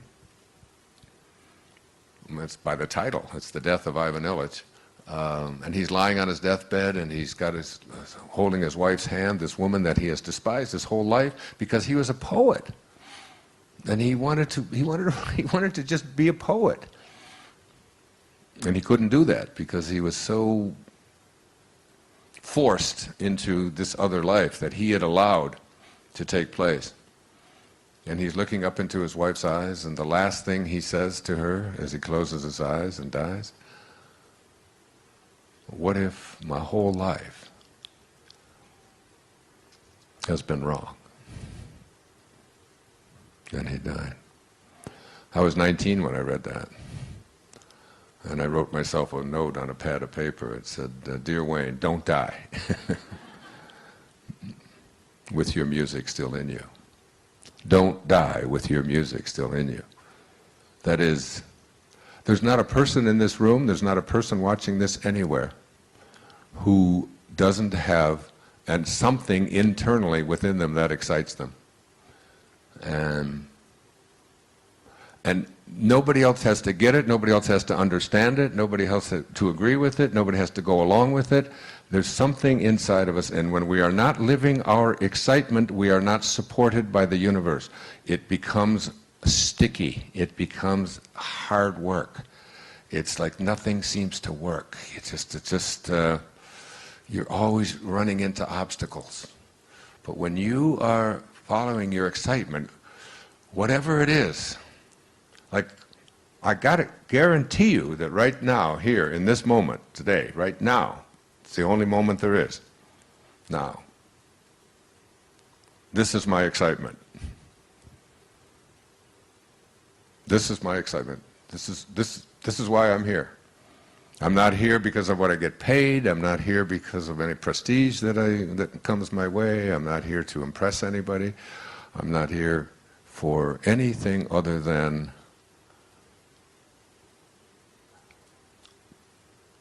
this is who I am. This is who I am. Writing, speaking, this is not what I do. This is not what I do. You can tell. It's just what I am. And I know why I showed up here on the 1st of September 1939. By the way, that's when William Butler Yeats died. He saw it coming, the great Irish poet. September 1st, 1939. And just left. It's too much for him. He was such a man of peace. So, this thing called your soul, or your interiority, the invisibleness, that has occupied how many bodies do you think you've been in since you showed up here? You know, one this big, one that did this, one that stands like this, you know, one that, and it's like you've been in all of these bodies, and you just keep occupying new bodies, and what happens is that we take on this thing called an ego. And the ego is what we forget as we take on this ego. Muktananda called the ego the false self. We really have come to believe, William Blake was right, we've been led to believe a lie. We've taken on a false self.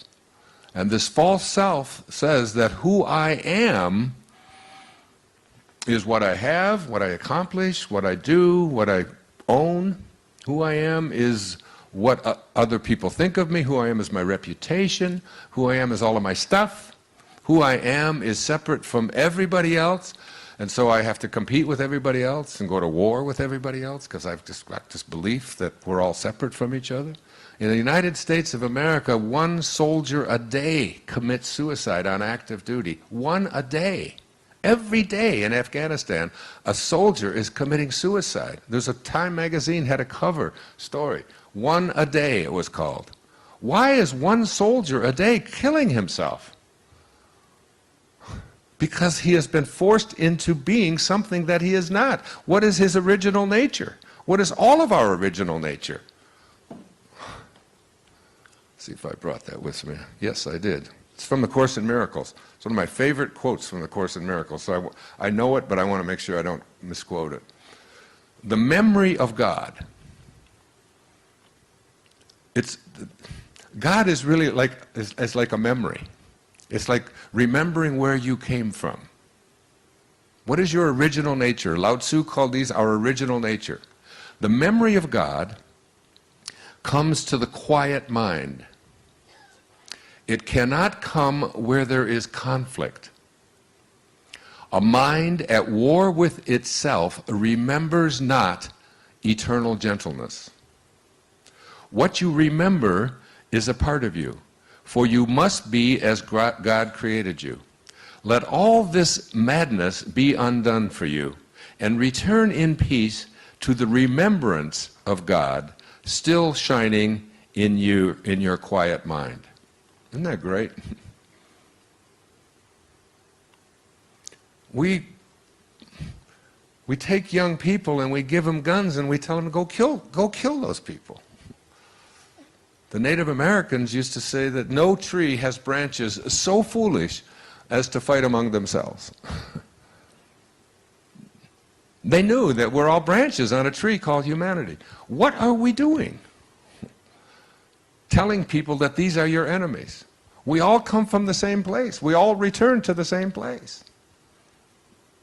We all share the same tree. There's not Muslims out there and Jews and Catholics and Buddhists and so on. There's not Greeks and Romans and Asians and Spanish and Americans and Canadians and Spanish and Italians. We're just so we're so attached to this stuff that we have been handed to us forever, that who we are these labels that we've placed on ourselves. When in fact, there's only oneness. God is only oneness. And whenever we let go of our oneness and try to get to, in the Tao, most of you know, the day I turned 65, the day after I turned 65, May 11th, 2005, I gave up everything I owned. Everything. 20,000 books, all of my clothes, all of my furniture, everything. My secretary, she's in the back. Her name's Maya. You probably, some of you will talk to her. I handed her the key. I said, Maya, I'm gone. Give it all away. Who do I give it to? I said, take all those beautiful clothes that so many people have given to me and give it to the homeless people living under the bridge. Give my furniture away. Give it all away. I went to Maui. And for 1 full year, I lived the Tao Te Ching. Tao, T-A-O. It means the Great Way in ancient Chinese. 2,500 years ago, the Great Way. Te means the virtue of. Qin in ancient Chinese means book. The book of living the virtue of the Great Way. There are 81 verses in the Tao Te Ching, each of them on one page. Some of them only 4 lines long. Some call it the wisest book ever written. And I decided to take each one of those verses and live it, and then write my essay on how to apply it in the year 2006. It's called Change Your Thoughts, Change Your Life, if you haven't read it. The Tao Te Ching. And the opening line of the Tao Te Ching, the Tao that can be named is not the Tao. Because it's like our linear minds cannot grasp the concept of oneness because we're so embroiled in two-ness, or four-ness, and ten-ness. The Tao that can be named is not the Tao. The minute that you put a name on something, you have two. You have the thing, and you have the label. The great Danish theologian Søren Kierkegaard once said, "Once you label me, you negate me. Once you put a label on me, you negate me." And the Tao is filled with that. God, in reading Rumi this last week, so I felt like he and Lao Tzu must have been brothers. And then I find out that he was a friend of Shams of Tabriz.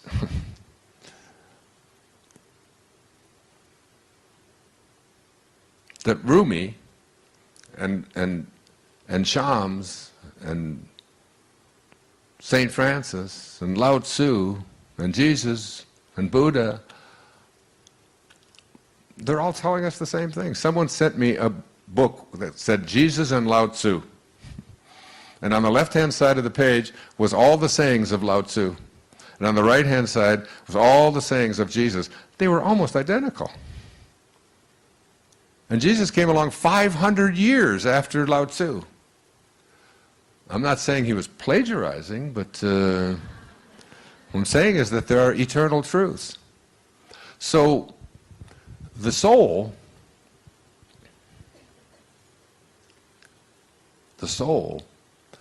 the invisible part of you, is the part of you that is infinite. Now, this is really the crux of what came up here to speak about this afternoon.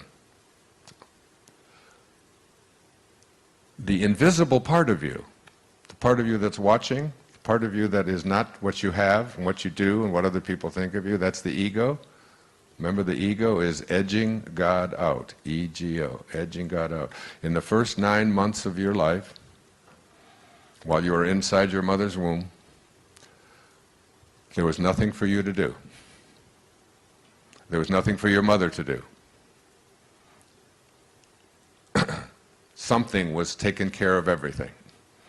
You didn't have to say, "Oh my God, I hope my nose doesn't come in over here in the back of my head," and I hope, it's like it was all just being taken for you, just being done. Everything. And then you came into this world, popped out, then your parents said, "Great work, God. We'll take over from here." And in the process of taking over, they taught you your false self and the culture that you were immersed in. And only a handful of us, wow, I didn't even know I included myself in there, but I guess by now I'm starting to. Only a handful have ever really grasped the message that there are no limitations. That which is infinite has no limitations. So hear this, really hear this. Your soul, the invisible part of you, your excitement, is who you are. It's who you are, not this thing, this dust, who you are.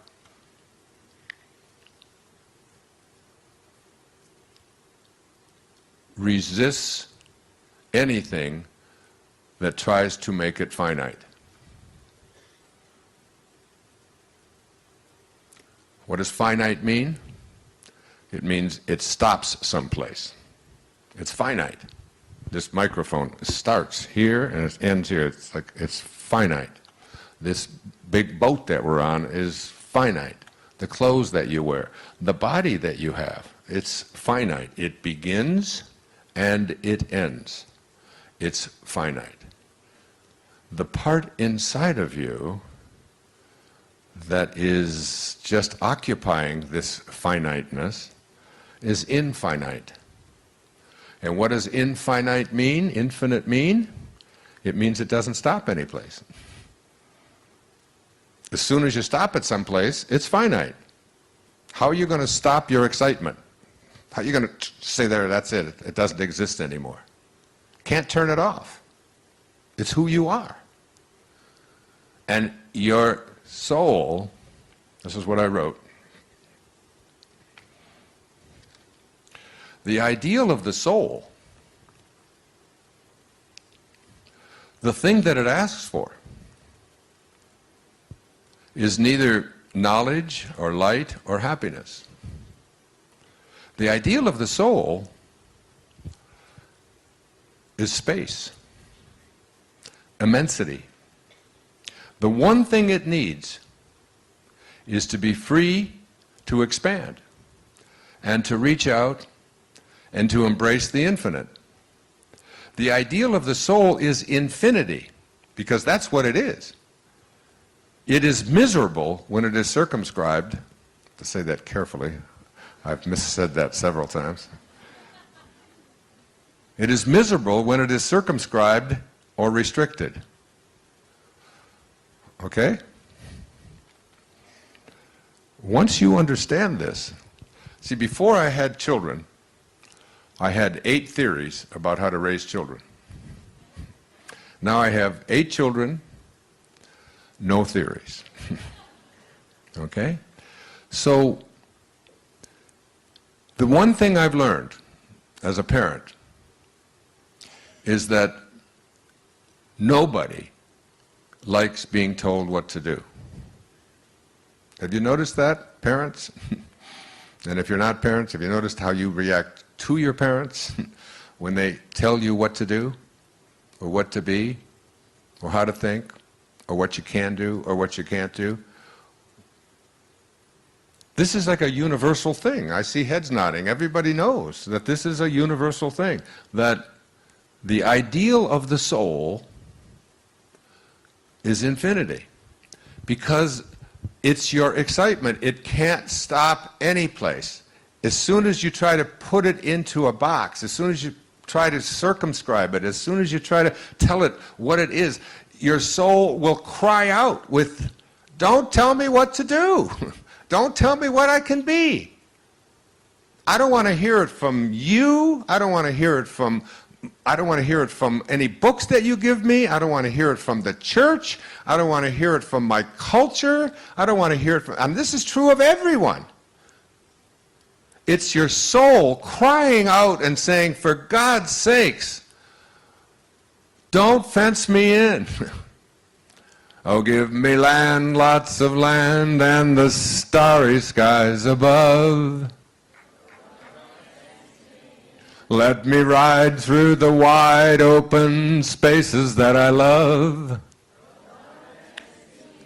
That's your soul's. That's its theme song. I'm going to write a book on that. I am. It's the next thing I'm going to write. If I finish this, I can see clearly now. It's called "Don't Fence Me In." And when I mean don't fence me in, is don't put any labels on me. Don't tell me what I can't do. Don't insist that, and it's why relationships don't work. They just don't work.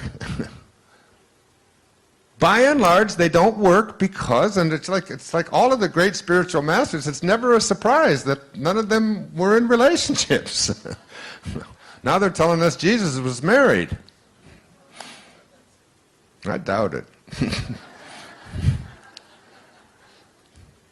I don't mean they can't, but I mean loving somebody really means, really loving somebody means I love you so much that I allow you to be whatever you choose to be, no matter how much it conflicts what I think you should be or what I would like you to be. I love you for that. And I impose no restrictions, no conditions. I put no boxes that you're going to fit into. I don't do that because I don't want to stultify your soul.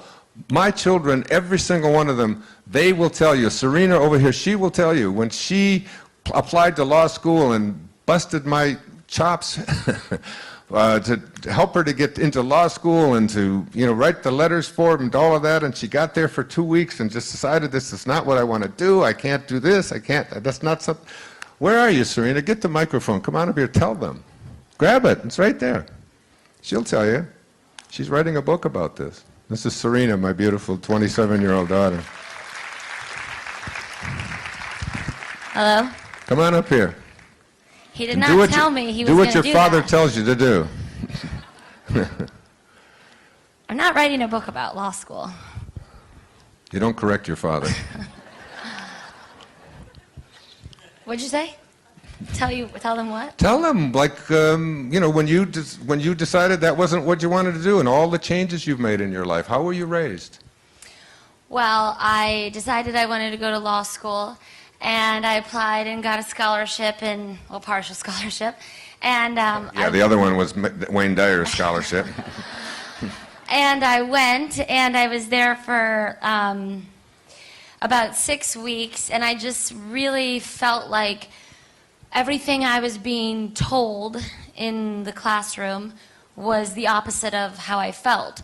And it got to a point where I would actually pull up to the school, and it wasn't that I didn't like school, because I have a master's degree and I loved every minute of that. It was that I didn't like being told that right or wrong is based on what is written in a book and not based on the person or the experience. And they would give an example of a case, like I can think of one quickly, that was a contracts law in this contracts classroom, and this man's house was burning down, and he was in his 70s, and his wife was inside, and he got out, and his house was burning, and he screamed out. There was a crowd that had gathered outside, and he screamed out, "If anybody can help me get my wife out, I'll give you anything." And a man came up and said, "Really, you'll give me anything if I can get your wife out?" Now, this is a true case. And he said, "Yes, I'll give you $100,000 if you get my wife out." This man goes in. He happens to be an off-duty firefighter, and he carries his wife out. And his wife had passed away. And the off-duty firefighter took him to court and said, "I want that $100,000. And now the contracts professor said, "Now who agrees that he should get that $100,000? Or who doesn't agree?" And I was the only person that raised my hand. And everybody else said, no, it was a contract and he should get it. That's the way the world works. And I was like, no, he should not get this money. This is an accident. He didn't mean this wasn't a binding contract.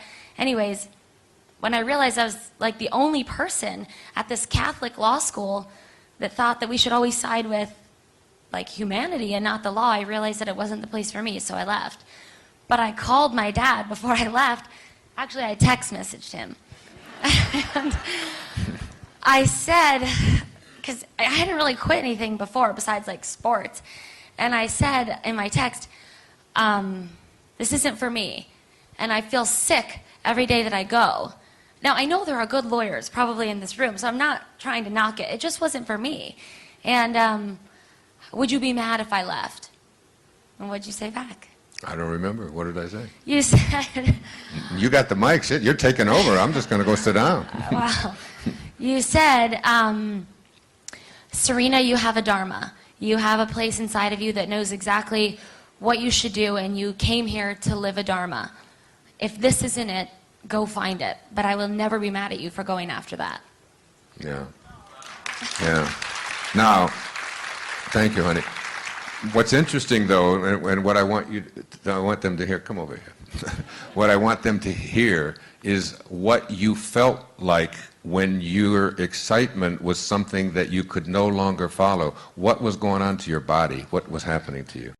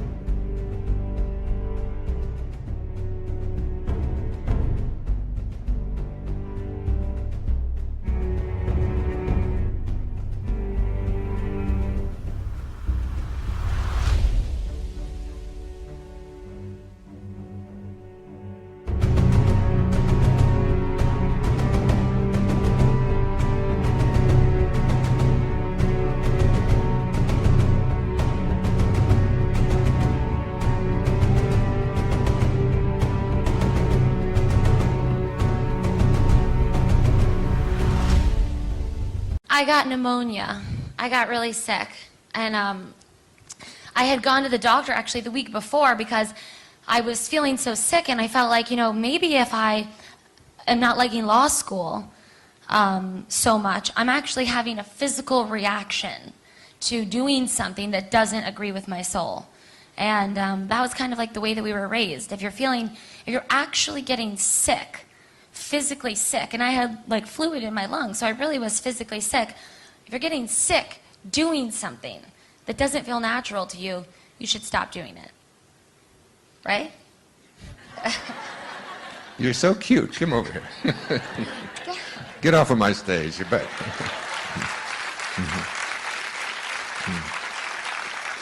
Great job, Stevie. She had no idea I was going to call her up here. So that wasn't planned at all.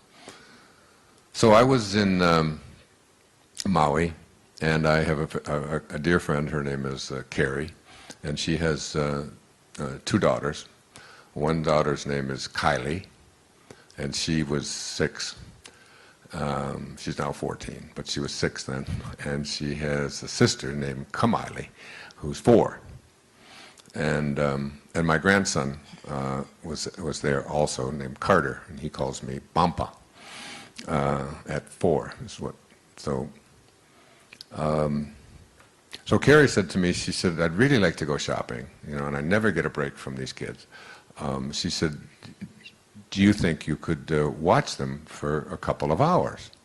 And I promise I'll be back as fast as I can. I said, take the whole day.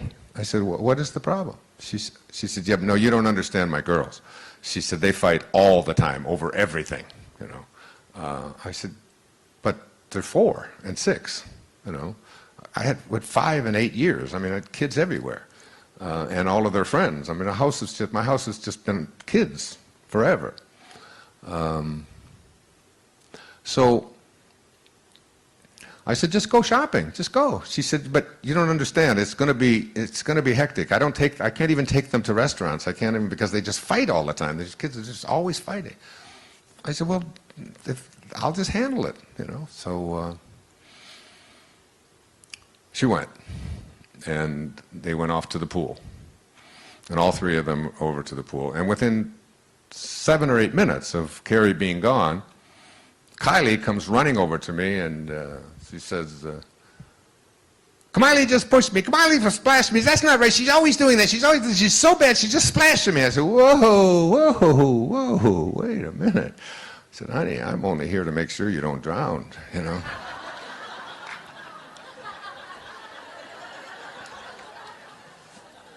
put my hand up. I said, splashing at a pool, it's in the way of things. She looked at me like I had 6 heads. I said, I'm really not interested in this at all. She said, but you don't understand. I said, oh. I said, no. I said, I'm a Taoist master. You have the anchor of the universe located within you. You're going to have to resolve this yourself. She went away shaking her head like, oh my God. She went back to the pool. 5 more minutes later, her younger sister's coming over, sobbing, tears running down her face. Carter pushed me, and Kylie isn't even talking to me, and it's not fair, and I don't like this. They never do it. They never treat me right. It's not right. I said, oh, Kamiley, honey, Kamiley, hold it right there. Hold it. What? I said, I want you to try to imagine how little I care.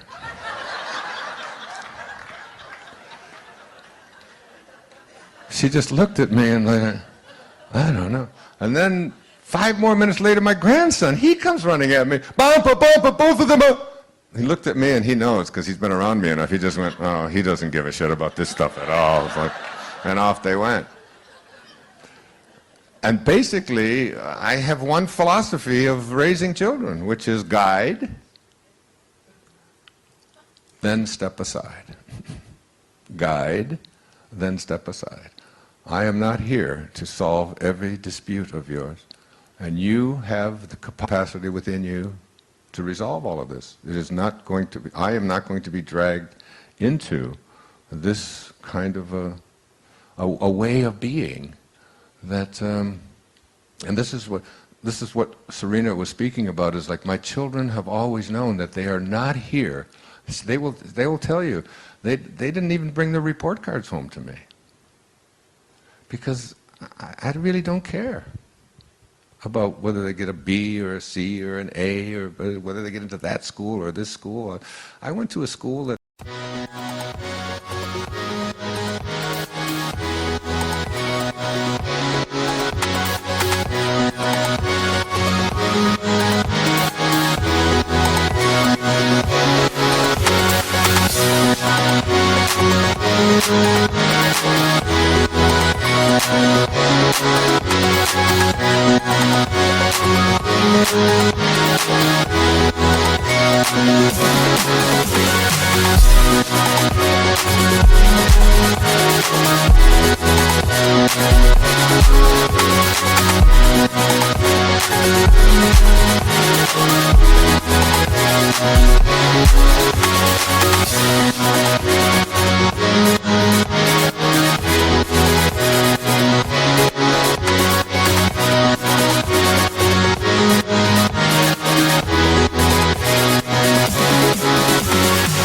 nobody ever even heard of, you know. It's like, I used to tell my kids, I went to Wayne State University, and I had them convinced for 10 years that they named it after me, you know.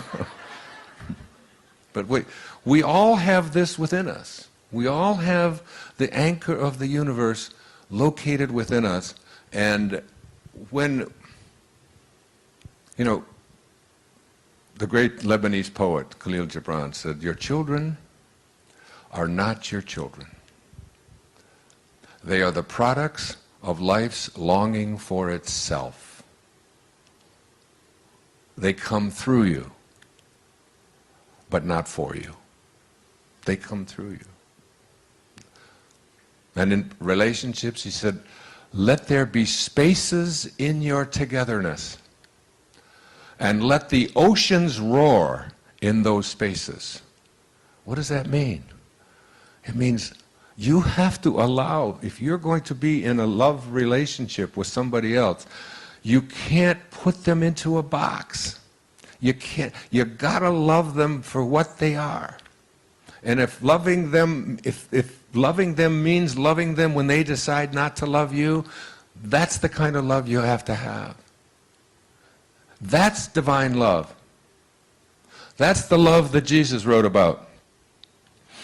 You know, when Osama bin Laden was killed and you saw people jumping up and down in the streets and celebrating, and when they got Gaddafi, and I was on my radio show, and even when my son was talking about how happy he was and everything, and I said, no, read the Tao.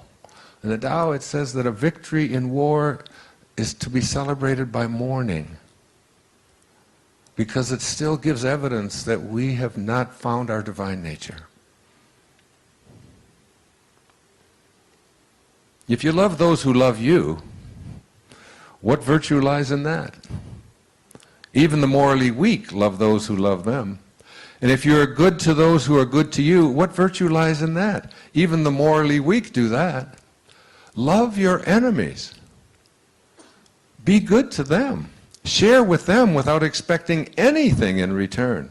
Then your reward will be rich, and you will be sons of the Most High. He is kind to the ungrateful and the wicked. Be compassionate like your Father. How much of that do we practice on our planet? Divine love is a love that we have inside of us because it's the only thing we have to give away. That's all we can give away. Again, Patanjali, when you are steadfast, this is who Jesus was. This is who Rumi was. This is who Shams of Tabriz was. This is who Muhammad was. This is who Buddha was. When you are steadfast, which means there's no ego, when you are steadfast in your abstention of thoughts of harm directed towards yourself and others, that all living creatures will cease to feel fear in your presence. That's who St. Francis was. I've been to Assisi, some of you were there with me. How many? Who was there? Look, so many of you were there with us last year, just a year ago, a little over a year ago. Do you remember the lecture in Assisi? When I stood there and St. Francis just entered my body, and literally I just lost it. I couldn't speak for 7, 8 minutes. It was overwhelming, the love. And everyone in the room just stood up and just held their hands out. You can reach this level of consciousness. There's a great Indian poet. His name was Tagore, Rabindranath Tagore. In 1927, he wrote a collection of poetry called the Gitanjali. This is what he said about the ego. I went out alone on my way to my tryst. But who is this me in the dark? I step aside to avoid his presence, but I escape him not. He makes the dust rise from the earth with his swagger. He adds his loud voice to every word I utter. He is my own little self, my Lord. He knows no shame. But I am ashamed to come to thy door in his company. That's the ego. That's the part of us that we have to transcend. That's where we have to go within and recognize who we truly are. And who we are is divine love. When Jesus was asked, who is God? He said, God is love. And he that dwelleth in love dwelleth in me, and I in him. It's just love. That's all Rumi is about. When we go to Ephesus next week, or this week, whenever, it's about love. It's about love for the beloved, love for the divine, love for that place within us that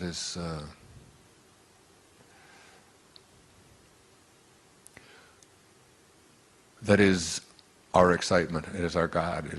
It's what God is. Whatever excites you is the part of you that is saying, this is my Dharma, this is what I'm here for. And you know what it's always about? It's always about serving. The miser who loves his gold gets no love from the gold. There's no love in gold.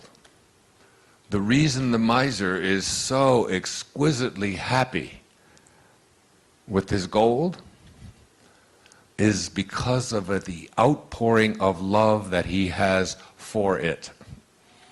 That's what he feels. When you feel so good about your Mercedes, or you feel so good about this ship, or you feel so good about your great paintings, as I read to you at the beginning of today, the Chinese versus the Byzantines. When you feel so great about these great accomplishments and all that you have, and all that you own, and all that you've defeated, and all the wins that you've had, it's nothing to do with any of that stuff external to you. It's the outpouring of love that you are giving to it.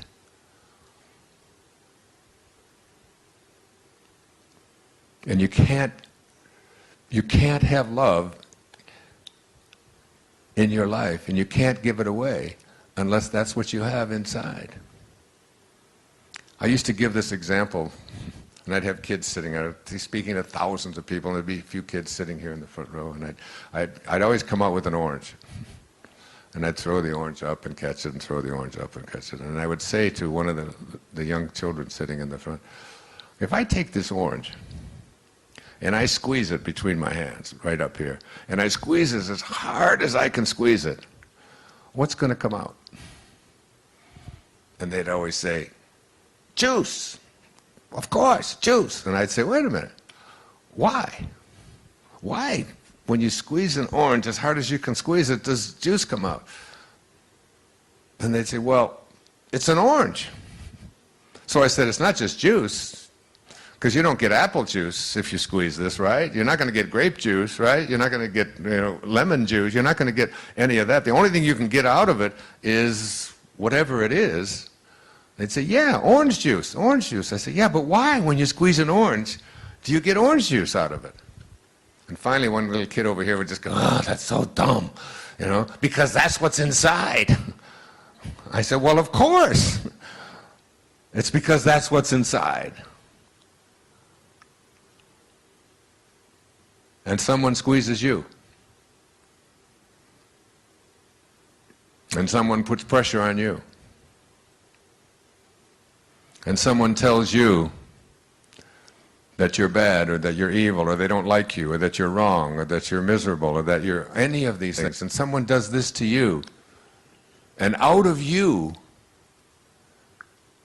comes anger, and hatred, and bitterness, fear, tension, stress, revenge, bitterness. It's not because of who did the squeezing. You don't get an orange juice out of an orange because of who did the squeezing, or what instrument they use, or how they squeezed it. That's not why you get it. It's because that's what's inside. And if you don't have that inside, and you won't have it inside if you're following your excitement. Because when you're following your excitement, you are aligned with God. It's who you are. And who you are is God.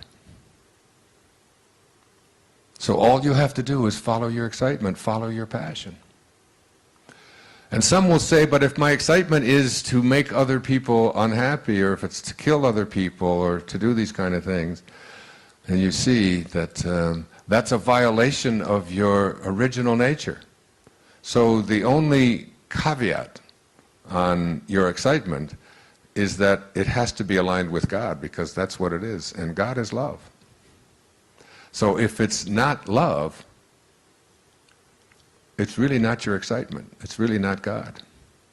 You've moved away from where you originated, because all you have to do is look at a newborn child, look at a new baby. And they are just pure love. Just pure love. Any questions? See you tomorrow. God bless you. Good night. Thank you. Thank you. Thank you. Namaste. Lots to think about.